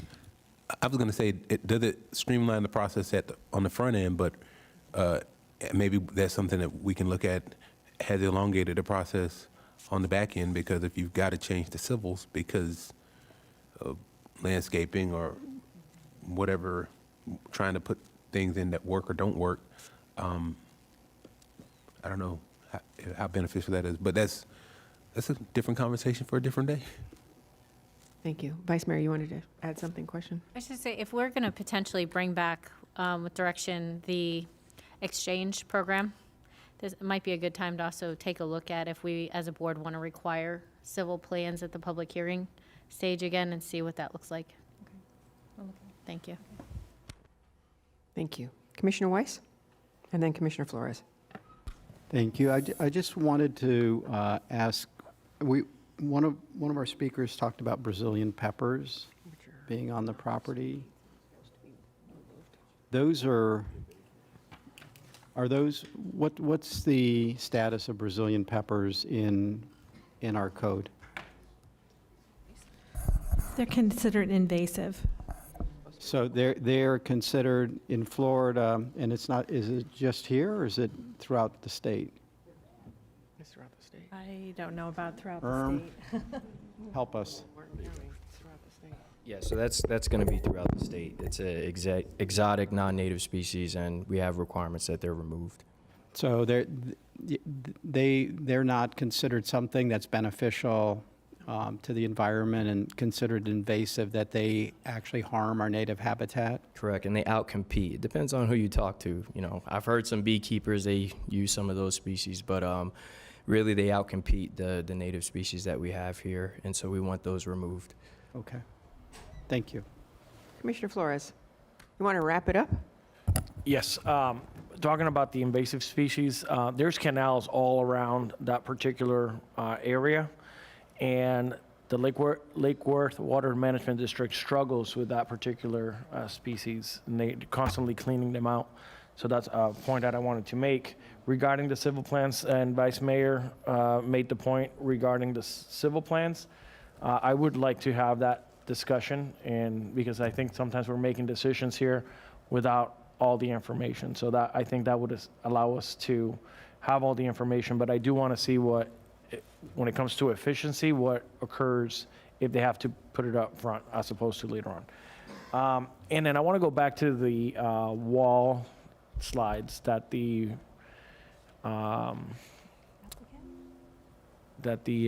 applicant showed, because I think there's a lot of conversation about the wall. There is a wall that's going in place.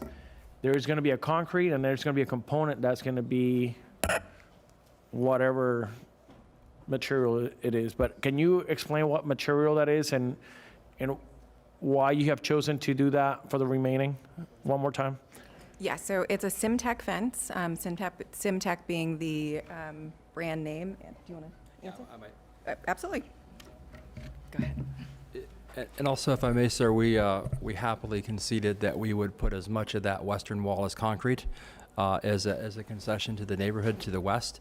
But to your question, the Simtech wall, it's and I might, can we I put might up the use slide the wrong term, so that we can see it as you're speaking? but it is can you adjust the? Yeah, I can. Yeah, thank you. That's what was sent from the website. Okay. It's I guess it's like a high-density polyethylene or polymer-type wall structure. It's all contiguous in color, so you don't paint it. If it's scraped, it's still the color that shows through. If somebody graffitis it, you pressure wash the graffiti off of it. I've used it with good success in a number of different neighborhoods. Unless you're within maybe 10 feet or so, it doesn't appear as anything other than a concrete wall.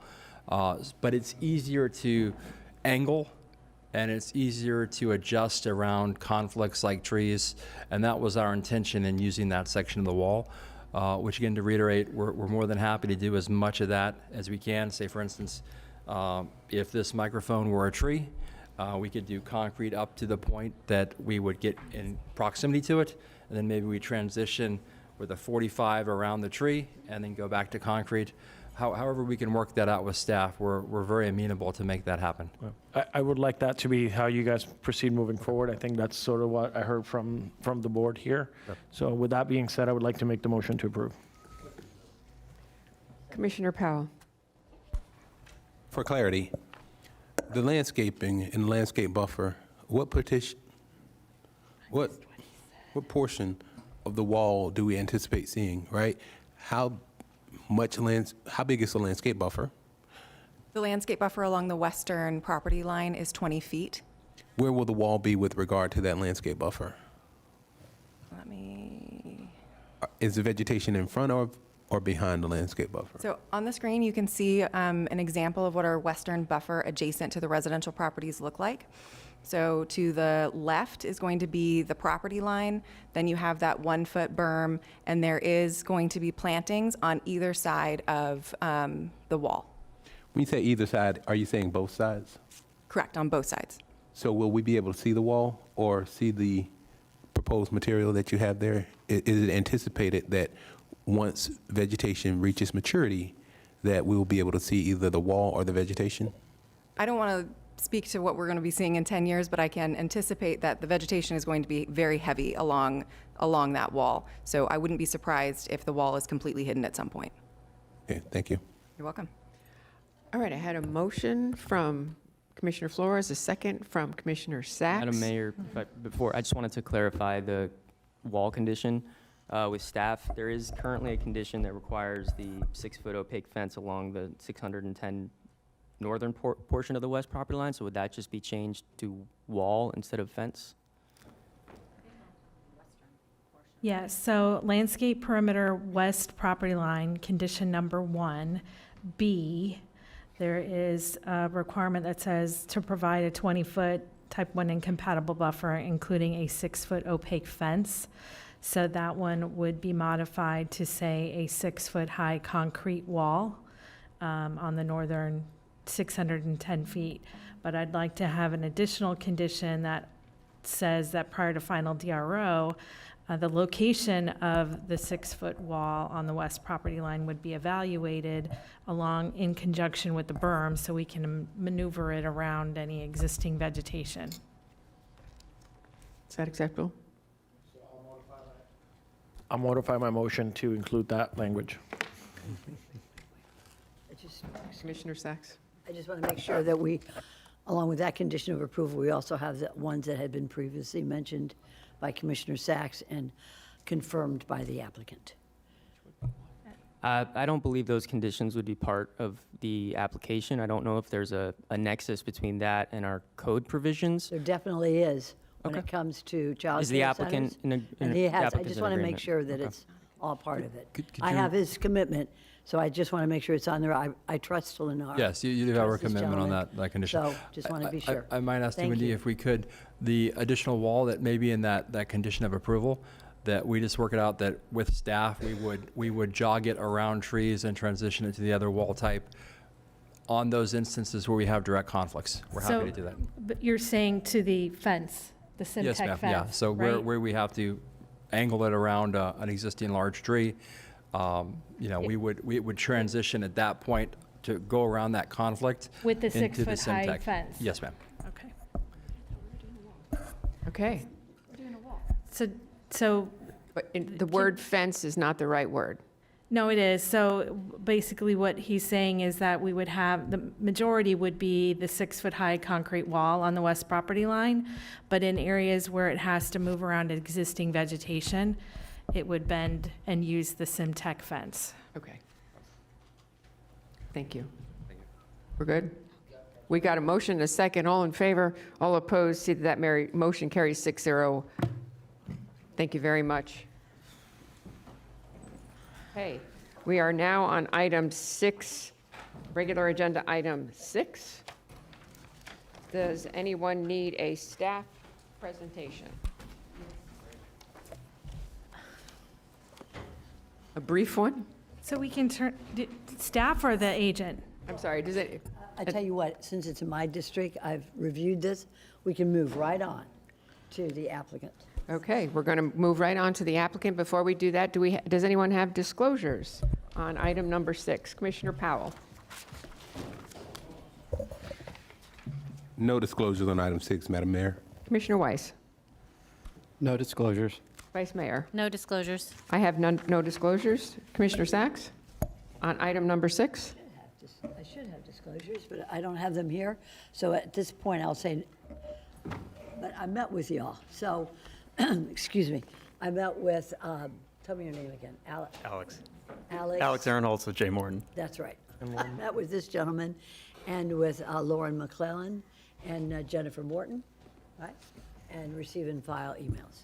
Thank you, Madam Mayor. And Commissioner Flores. No disclosures. Thank you very much. Sir, would you like to do a brief presentation? Yeah, I'll make it quick. Thank you. So, good morning, Commissioners. Alex Aaronholtz with Jay Morton Planning and Landscape Architecture. Here to present the Lions Glades Center MUPD. I also have Lauren McClellan from our office here in attendance as well. So this is an existing MUPD located at the northwest corner of Lions Road and Glades Road.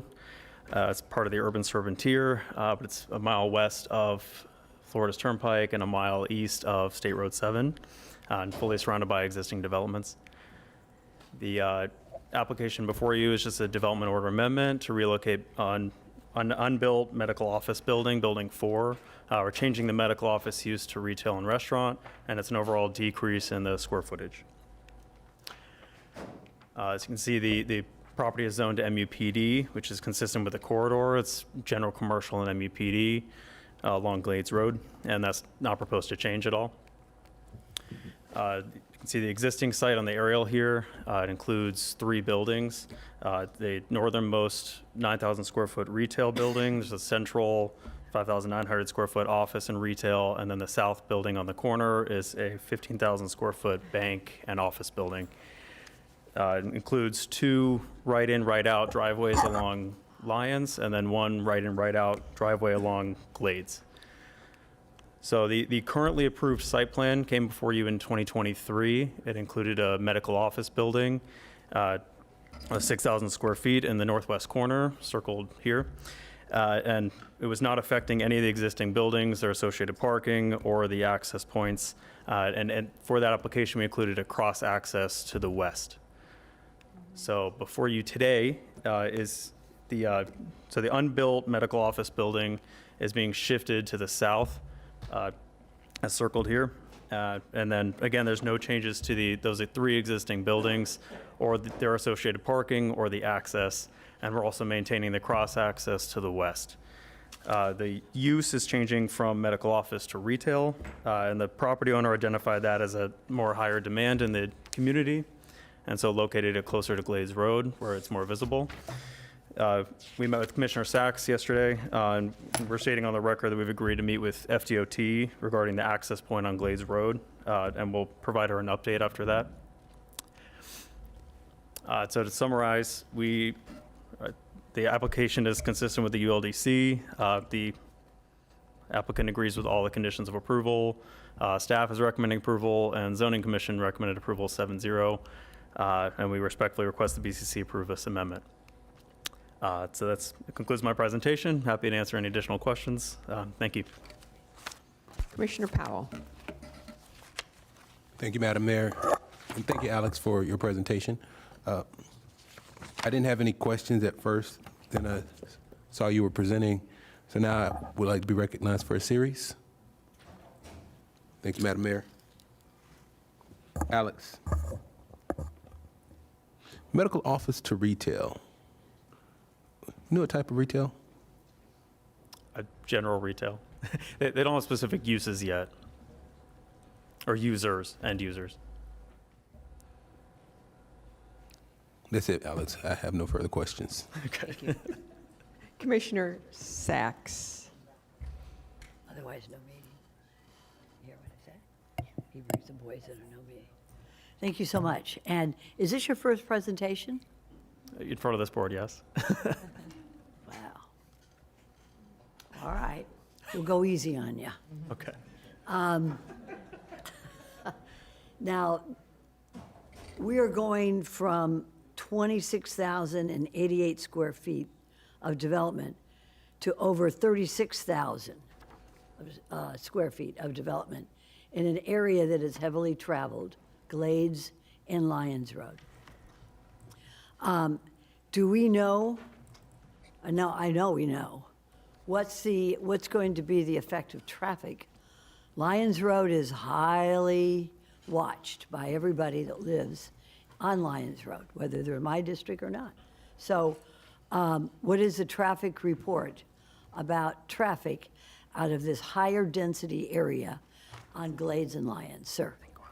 And I'm looking at our traffic engineer. Their proposed development plan will have very similar traffic as their already approved project. So this will be a kind of a wash. It'll be a what? It'll be a wash? Right. Now, how do we know if it's going to be a wash? Let me just hold that for a minute. Yeah. What's that restaurant that's going in there, sir?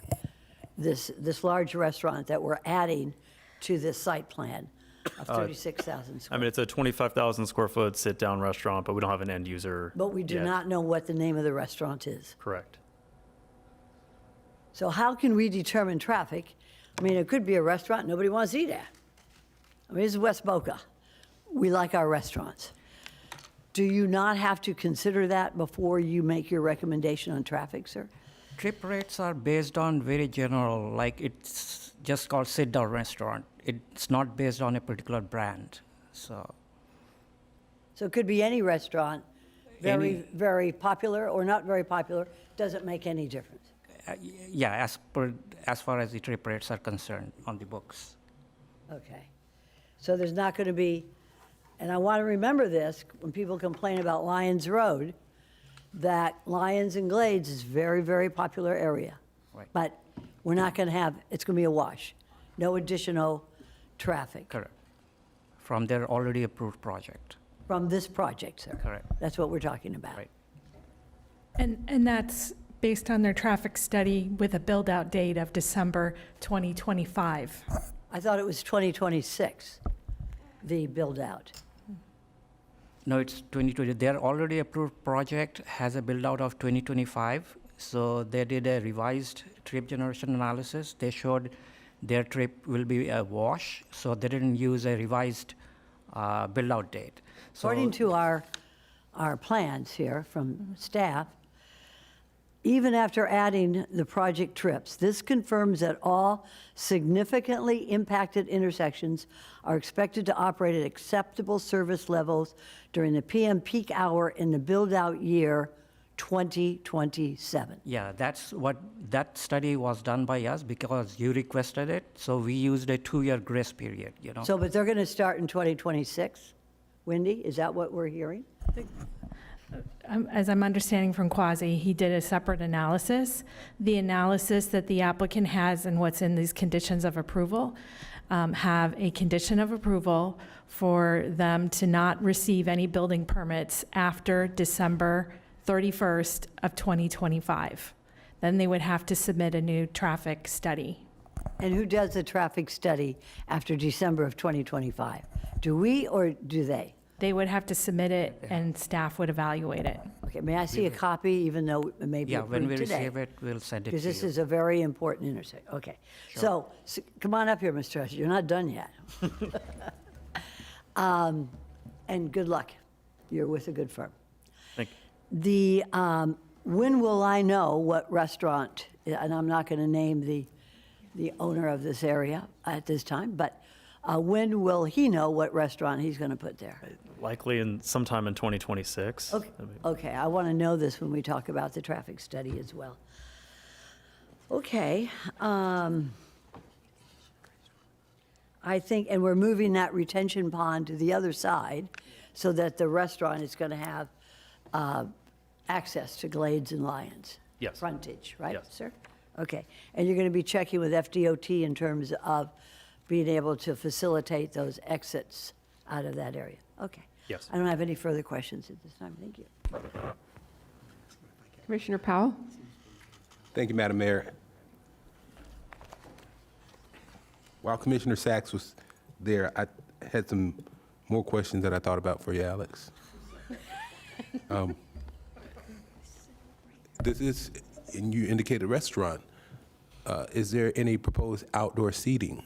And if there were, if it's not approved here, you'd have to bring it back. Is that something you're prepared to do? Yeah, so we're showing 300 square feet of outdoor seating. Oh. And so that's included in the concurrency and traffic analysis. What if it's a cheesecake factory? Alex, what would we do there? I don't think it's large enough to be a cheesecake factory because there's only 2,500 square feet, which is a smaller sit-down restaurant. That's it, Madam Mayor. Would someone like to make a motion? Would someone like to second that? I'll second it. We have a motion and a second. All in favor? All opposed? See, that motion carries 6-0. Just as a reminder, if we get to 12 o'clock, we'll take a lunch break at 12, come back at 1.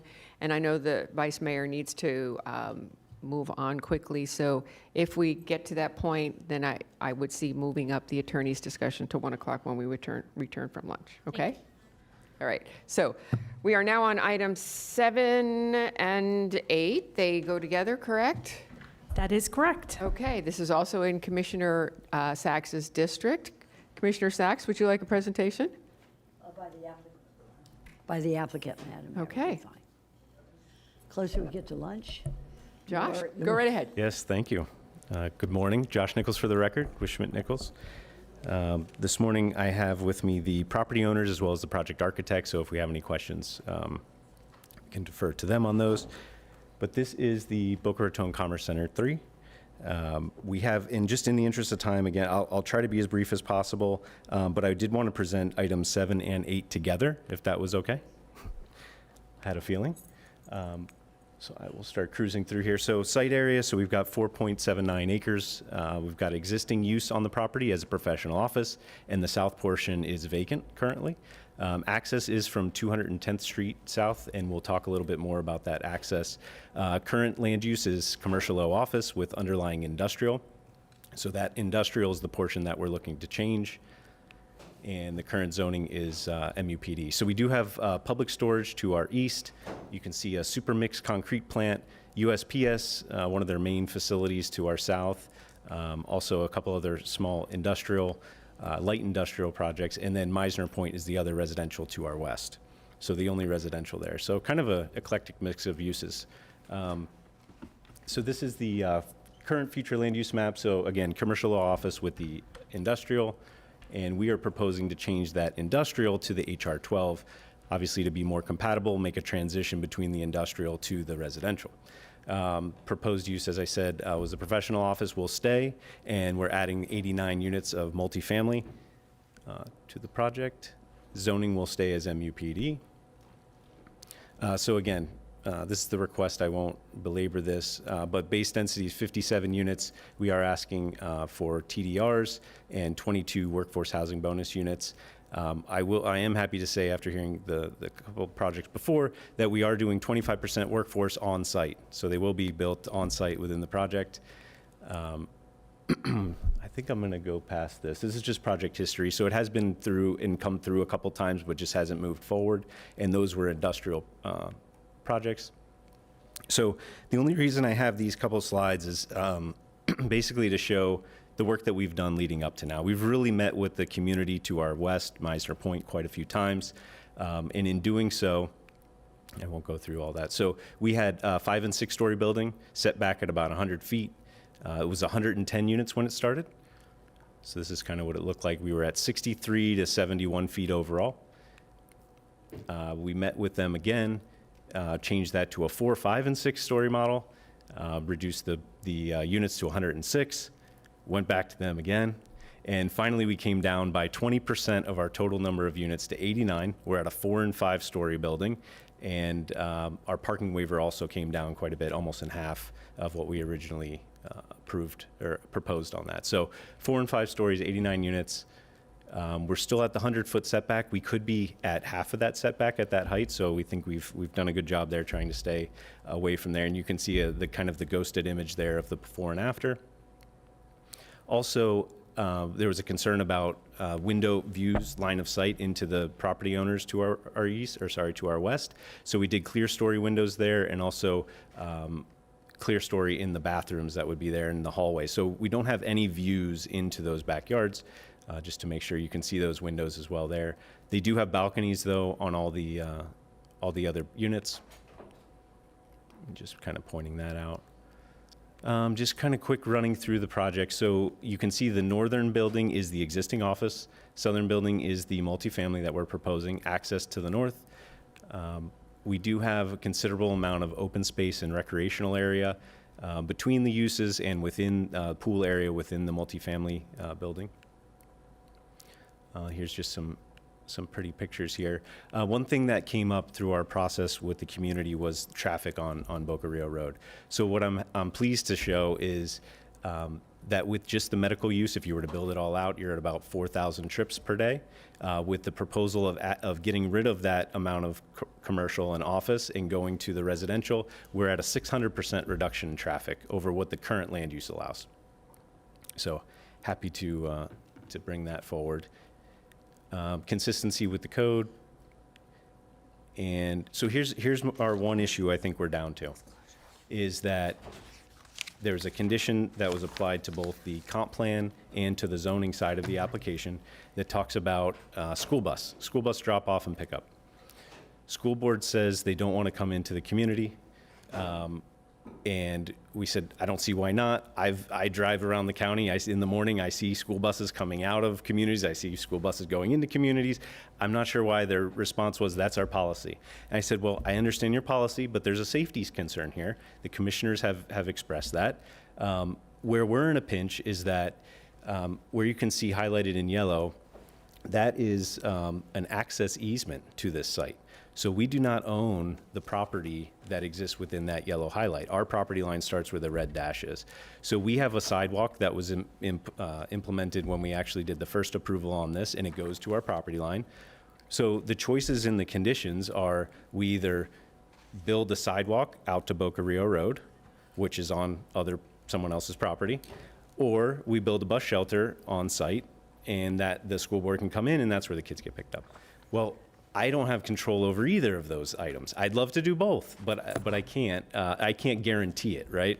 So here's the two conditions. The top one is on the small scale, so that's the kind of the setup to allow zoning to ask for the other conditions, but it's basically saying that we need to provide the school bus shelter to be built on the subject site or establish pedestrian connectivity to Boca Rio Road. In similar fashion are the two zoning items. So my proposal would be to remove the comp plan condition because I think that's really a site design thing that probably shouldn't be in the comp plan level. Plus, if we do have something shake out if there is more discussion with the school board, that we don't have to do a comp plan amendment, we can just change it on the zoning side.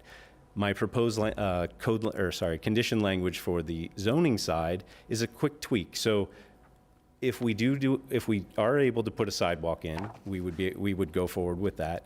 If we aren't allowed to do the sidewalk because the owner won't allow it, we also have the ability to then talk to the school board. So I changed confirm to coordinate with the school board, and then if permitted to come into the site, we would do the school bus shelter. So it's a small tweak. I'm hoping that we can go that route. And also if we do go this route of getting the school board to put to come into the site and put the shelter, we would like a letter, hopefully maybe from the BCC to say, guys, I know you have your policy, but this is a safety issue we feel strongly about.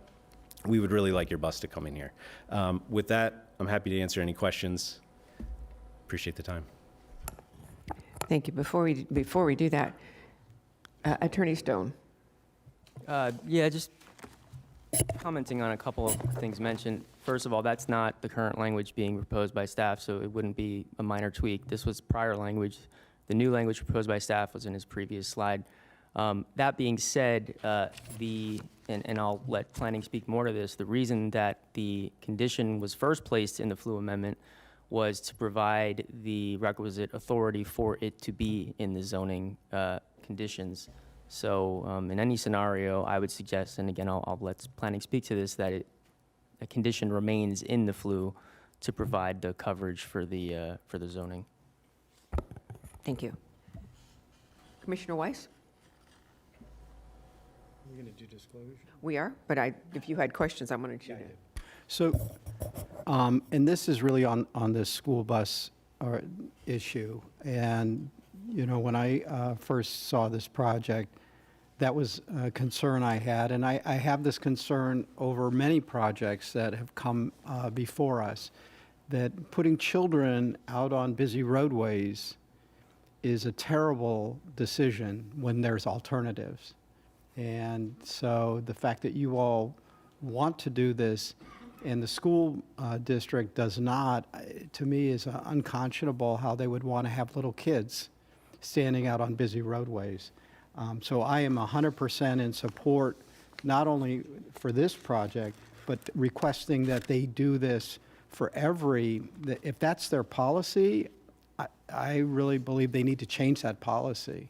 And so my request would be that we do write a letter to them expressing our concern about this and that they change that policy. I understand it may take a few extra seconds, but a few extra seconds, you can never bring back a child. And, you know, to to be able to try and protect our children because they're trying to go to school seems like a very simple step to take to keep them away from busy roadways. And so I understand we've got an issue, but we've got to figure this out. And I'm sympathetic to your position, but we've got to figure out a way to get this resolved. I can't in good consciousness support something where I knowingly am going to put children, and if we can't put a sidewalk in, that means that they're walking down a roadway in an industrial area. That's not a good idea either. Thank you. Commissioner Flores? What is, our attorney spoke to the language difference. What is that condition of approval that we're requesting as opposed to what the applicant is requesting?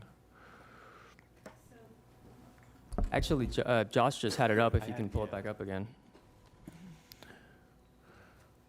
Is it just the couple of changes in the wording?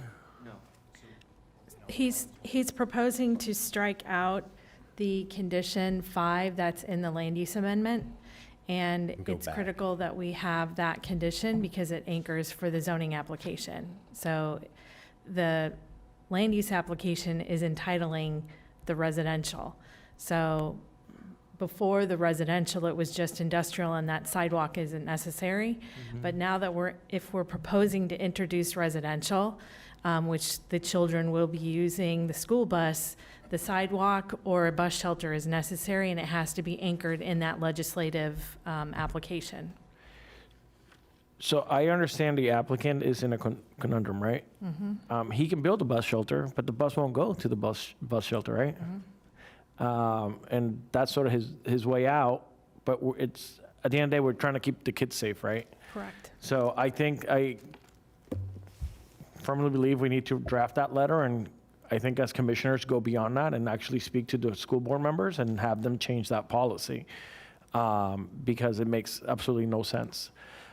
In regards to Josh, the applicant, have you reached out to this property owner to see if they would allow a sidewalk? We have. We put together a package. I spoke to one of the representatives. They said to put together a package, send it to us, and we take it to a board. Obviously, they're a national brand, so we're waiting on that reply.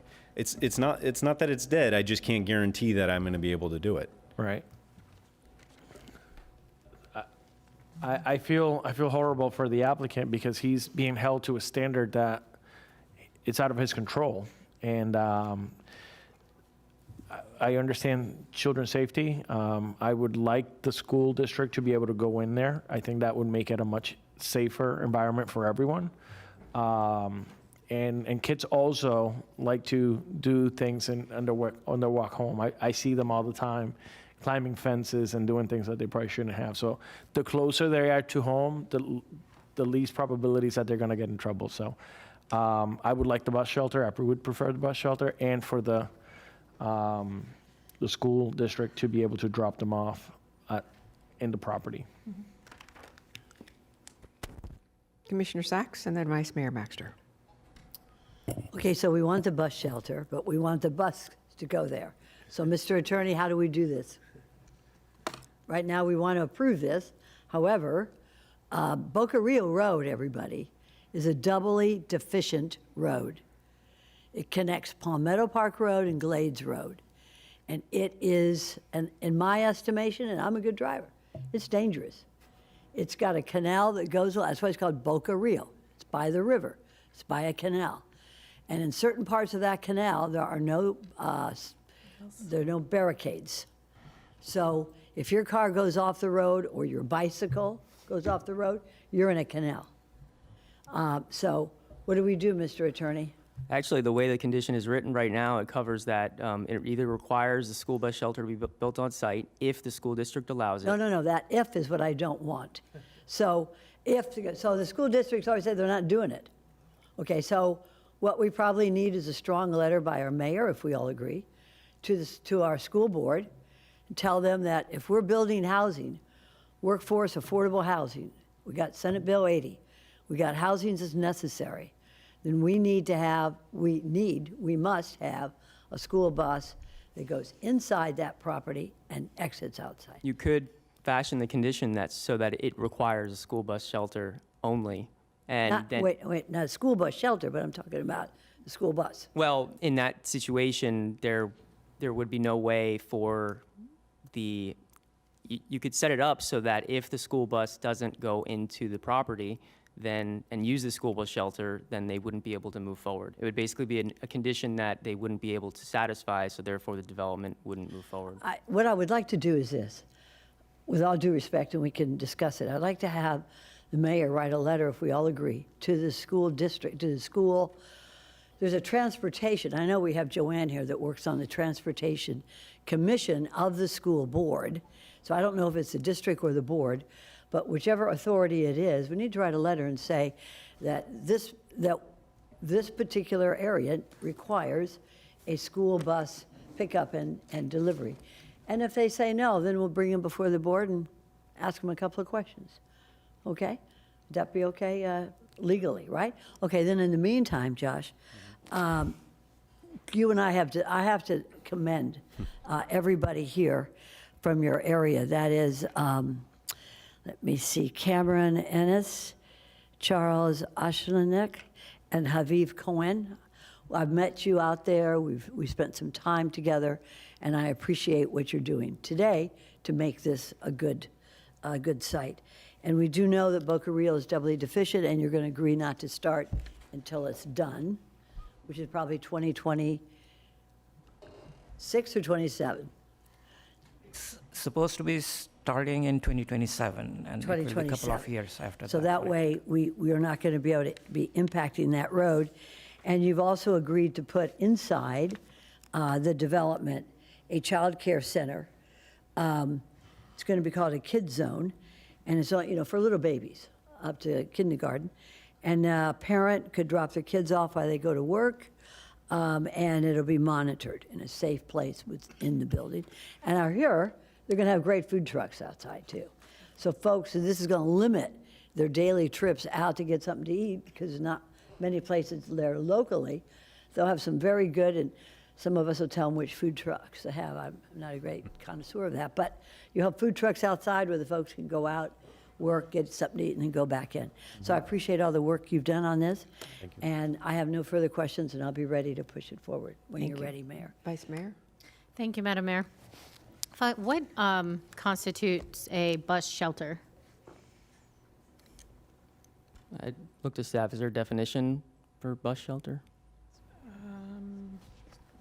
I know it's a very common term Or a used school in- bus, yeah. more specifically, a school bus shelter. The reason I ask is because if they build it, I mean, it is beyond their power to then guarantee that the school would send a bus there. We send a letter, I'm fully in support of sending a letter to the school board. I guess what I'm asking is if they build a school bus shelter, have they not then satisfied the requirement? Actually, I can answer that. The condition is written to say that they would construct a school bus shelter on the subject site if allowed by the school district. It doesn't, on the subject site, it doesn't say if allowed. Look at the very last line. Under 4B. Construct a school bus shelter on the subject site if allowed, but, well, they can't stop them from building a shelter, but they can stop the bus from going there. The idea is that if the school district isn't going to allow the buses to go on site, they wouldn't build the school bus shelter. I guess for purposes of today, because you can't guarantee, and we don't know what the school board is going to do, you build it, right? And then we send a strong letter to them saying we would really like them to make sure that a school bus visits that shelter you construct. Is that fair? That's fair, Fair yes. statement, right? So if Commissioner Sachs makes the motion, I'll second it. Okay, Commissioner Powell? Would that be a condition of approval or a condition where you would say if this, then that? Because if you're requiring, do you know the impetus, Josh, behind why the school district or the school, I'm imagining you spoke with the planner for the school board indicated that that would be against their policy, and what would be an appeal to that, other than a strongly worded letter from us? Is there an appeal process? Not that I'm aware of.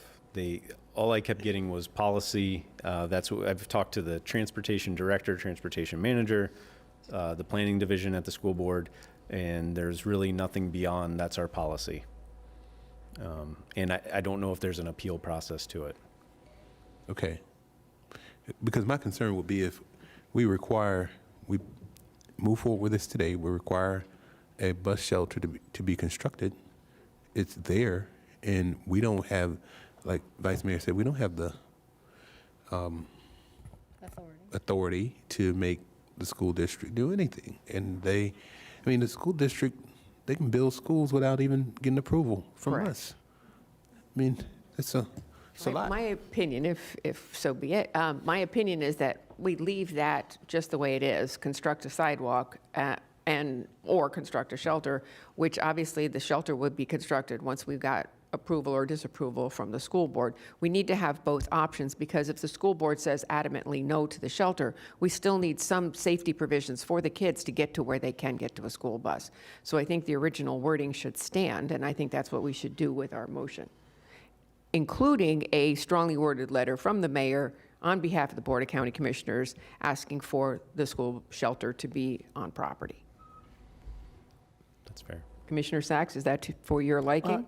No, we're not asking, and I appreciate that, and I appreciate you're going to write the letter. We're not asking for the school bus shelter, because they'll build it if necessary. We're asking for a school bus stop. And I think they really need to get on board with us, and I know they will. I know they will, because we're building housing for families. These not over 55, housing for families. And so I'm sure that, and who is it? Does anybody know our attorney? Is it the school district or is it the school board, sir? I don't know that answer. School board. There's the Palm Beach County School Board. I do know that. Right, so I'm not aware of anything other than that. Yeah, there is a school district, sir. So let's do this. You didn't know that? Okay, the school, okay. So You mean the district who school handles board member. transportation? Joanne, do you know who handles transportation on behalf of our kids? If I'm going And tell to, them what position you have with transportation. and I'm going to interrupt for 1 second. When I say school bus shelter, it is synonymous with a school bus shelter for a bus stop. It is not, if there is no bus stop, there is no shelter. The shelter will only be built if the school bus is available to go to it. That would be the wording. That would be the understanding. The developer would build a school bus shelter if the school district approves of a bus going to it. And then, if not, then we would have a sidewalk getting them to Boca Rio so that they would have safe passage to a busy street. So that would be my interpretation of what this motion is. Commissioner Sachs, is that Joanne, amenable? No, I'd just like to hear from Was that Joanne a so we no? know who's in charge of these school buses there. Good morning still. Joanne Keller with the Engineering Department. I do sit on the School Traffic Task Force, and we will be in communication on this issue with their risk management group over there. Perfect. And you'll be able to report back to the We Southern will, Commission. yes. Thank you very much, ma'am. Okay. Madam Mayor, the only thing I was going to add was going back to the or, right? So if we don't get them to agree to come in, you mentioned, well, we'd put a sidewalk, and that's where we run into the other snag, that we don't have the ability to force the sidewalk on the adjacent property owner. So that to Mr. Stone's point, if the condition as written were to hold true, it would stop our development from proceeding. Because it does require that if approved. This is a comprehensive plan amendment, so you have full discretion to make the decisions that you believe are appropriate and conditions. So we need a safe way for the kids to get on a school bus one way or the other. How do we do that if we don't have a school bus stop on the property? That's the question. And I don't know if we go forward with a development if we don't have safe passage for the kids. So figure it out. I mean, I guess at this point, we would, if we're getting that strongly worded letter from the board, which is great, I don't want that to stop us moving forward. We've come a long way and been postponed a couple times to get some things worked out. So I'd say we'd have to move forward with the conditions as written. Commissioner Flores.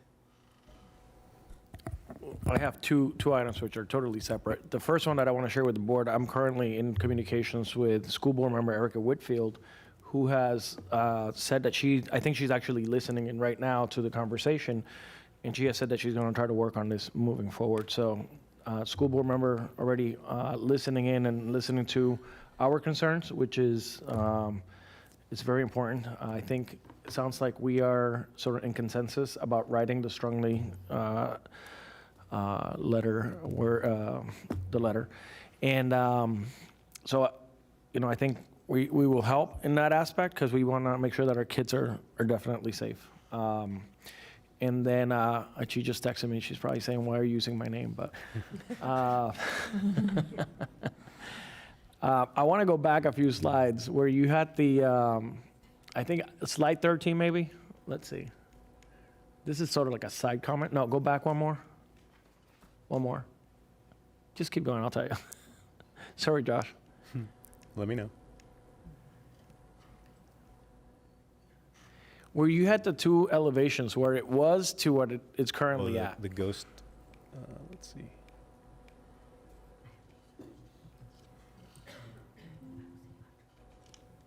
Right there. That one, yeah. I just want to put this on the record. It has nothing to do with our decision making, but I think this is great, a great illustration for us to see. So if you're out there watching and you're seeing this, when you come before us and you make changes, I think this is a great way to illustrate what you have done to accommodate the request from the board. So I think this is a great illustration because it shows that you were amenable to work with the community and you brought down your height. But visually, this is great. So I just wanted to commend you on that. Thank you. Okay. Commissioner Sacks, how would you like this motion to read? And before we do that, we have two things that we need to take care of. Commissioner Sacks, you did not have your disclosures ready for 6. So if you would like to read those, and then once you read those, we will all read our disclosures in for number 8.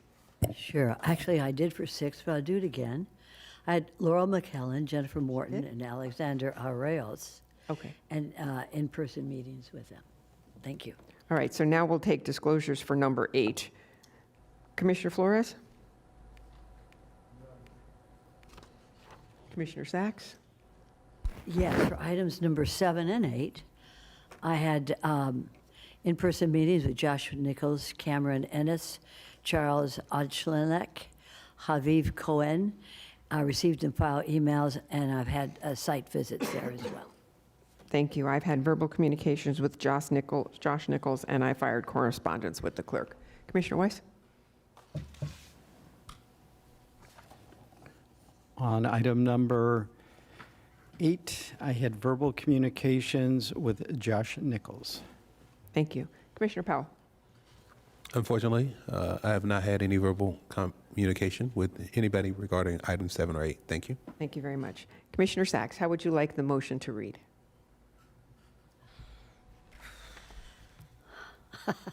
Or do you want Well, I help? like Do the you want site someone plan. helping you with it? I like the site plan. It's good. We've worked well. I've worked well with everybody involved in this. And I think what we're going to do, with help from council, is that I move forward on this. And I know that no matter what, we're going to get approval from the school to get a school bus in there. If not, I'll bring them before. I don't think I have subpoena powers, do I? But I think we'll request that they come before the board. But I think that we will get them. Thank you. Is that clear enough? I think we can take number 7 first. Okay. As far as the comp plan amendment, it would be a motion to adopt an ordinance approving item 7A. Commissioner Sacks, is that good with you? If the lawyer says. Okay, What the so lawyer says. Commissioner Sacks is making the motion to adopt an ordinance approving item number 7, and I think we had a second from Commissioner Flores. All in favor, all opposed, see that that motion carries 4-0. And then on item number 8, Attorney Stone, would you like to guide us with this? Sure. It would be a motion to approve, a motion to adopt a resolution approving items 8A and 8B.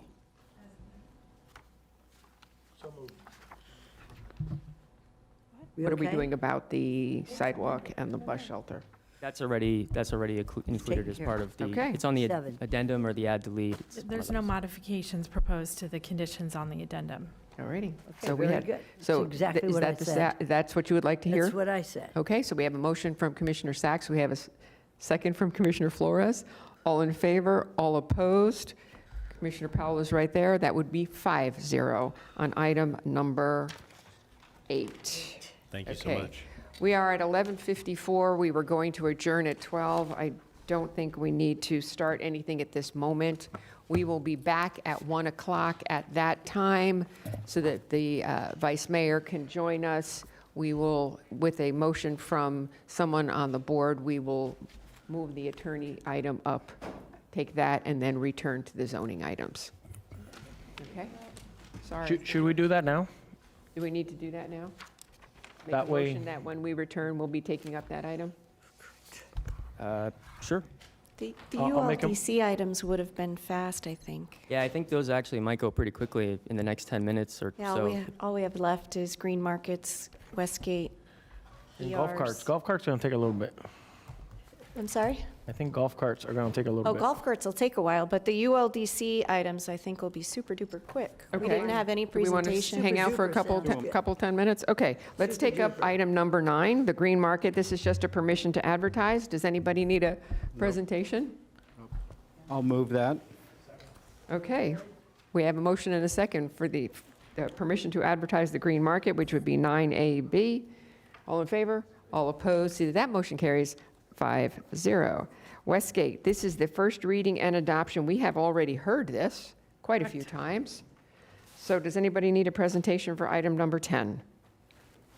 I will move item number 10. Okay, we have a motion and a second. All in favor? All opposed? See that motion carries 5-0. Excuse me, Mayor. Yes. May I be recognized? Yes, sir. Could we clarify the second? We'll give it to Commissioner Flores. Commissioner Sacks? Oh, it was Commissioner Sacks? I apologize. It was Commissioner Sacks. Thank you very much. Okay. So those are all for ULDC. We're done with that. Well, we also have freestanding emergency department, which is a privately proposed Phase 1. This will come back before you at least 3 more times. It's just initiation for Phase 1. Okay. I'll Does go ahead anybody and- need a presentation? We've got an excellent idea. Okay, so Commissioner Weiss made the first. I'll give the second to Commissioner Sacks. All in favor, all opposed, see that that motion carries 5-0. And number 12 is just a permission to advertise. Do I have anyone that wants a discussion on that? Seeing none, would someone like to make a motion? So moved. Oh, we'll give it to Commissioner Sacks first and then Commissioner Weiss. All in favor, all opposed, see that motion carries 5-0. I have a feeling golf carts is going to be a longer discussion, so we will, does anybody want to reorder the agenda now or take golf carts and then? I'll make, is that a motion to reorder the agenda so that we discuss the attorney selection process before item 13? Yes. That way they have time to maybe extended lunch. Sure. Well, we've got, we're at Not for us, for, correct. So we will be back here at, oh, wait a second. So we had the motion from Commissioner Flores. We'll have a second from Commissioner Weiss. All in favor, all opposed. See that the motion carries to reorder the agenda to move the attorney discussion up before golf carts. We will be adjourned until 1 o'clock. Thank you very much.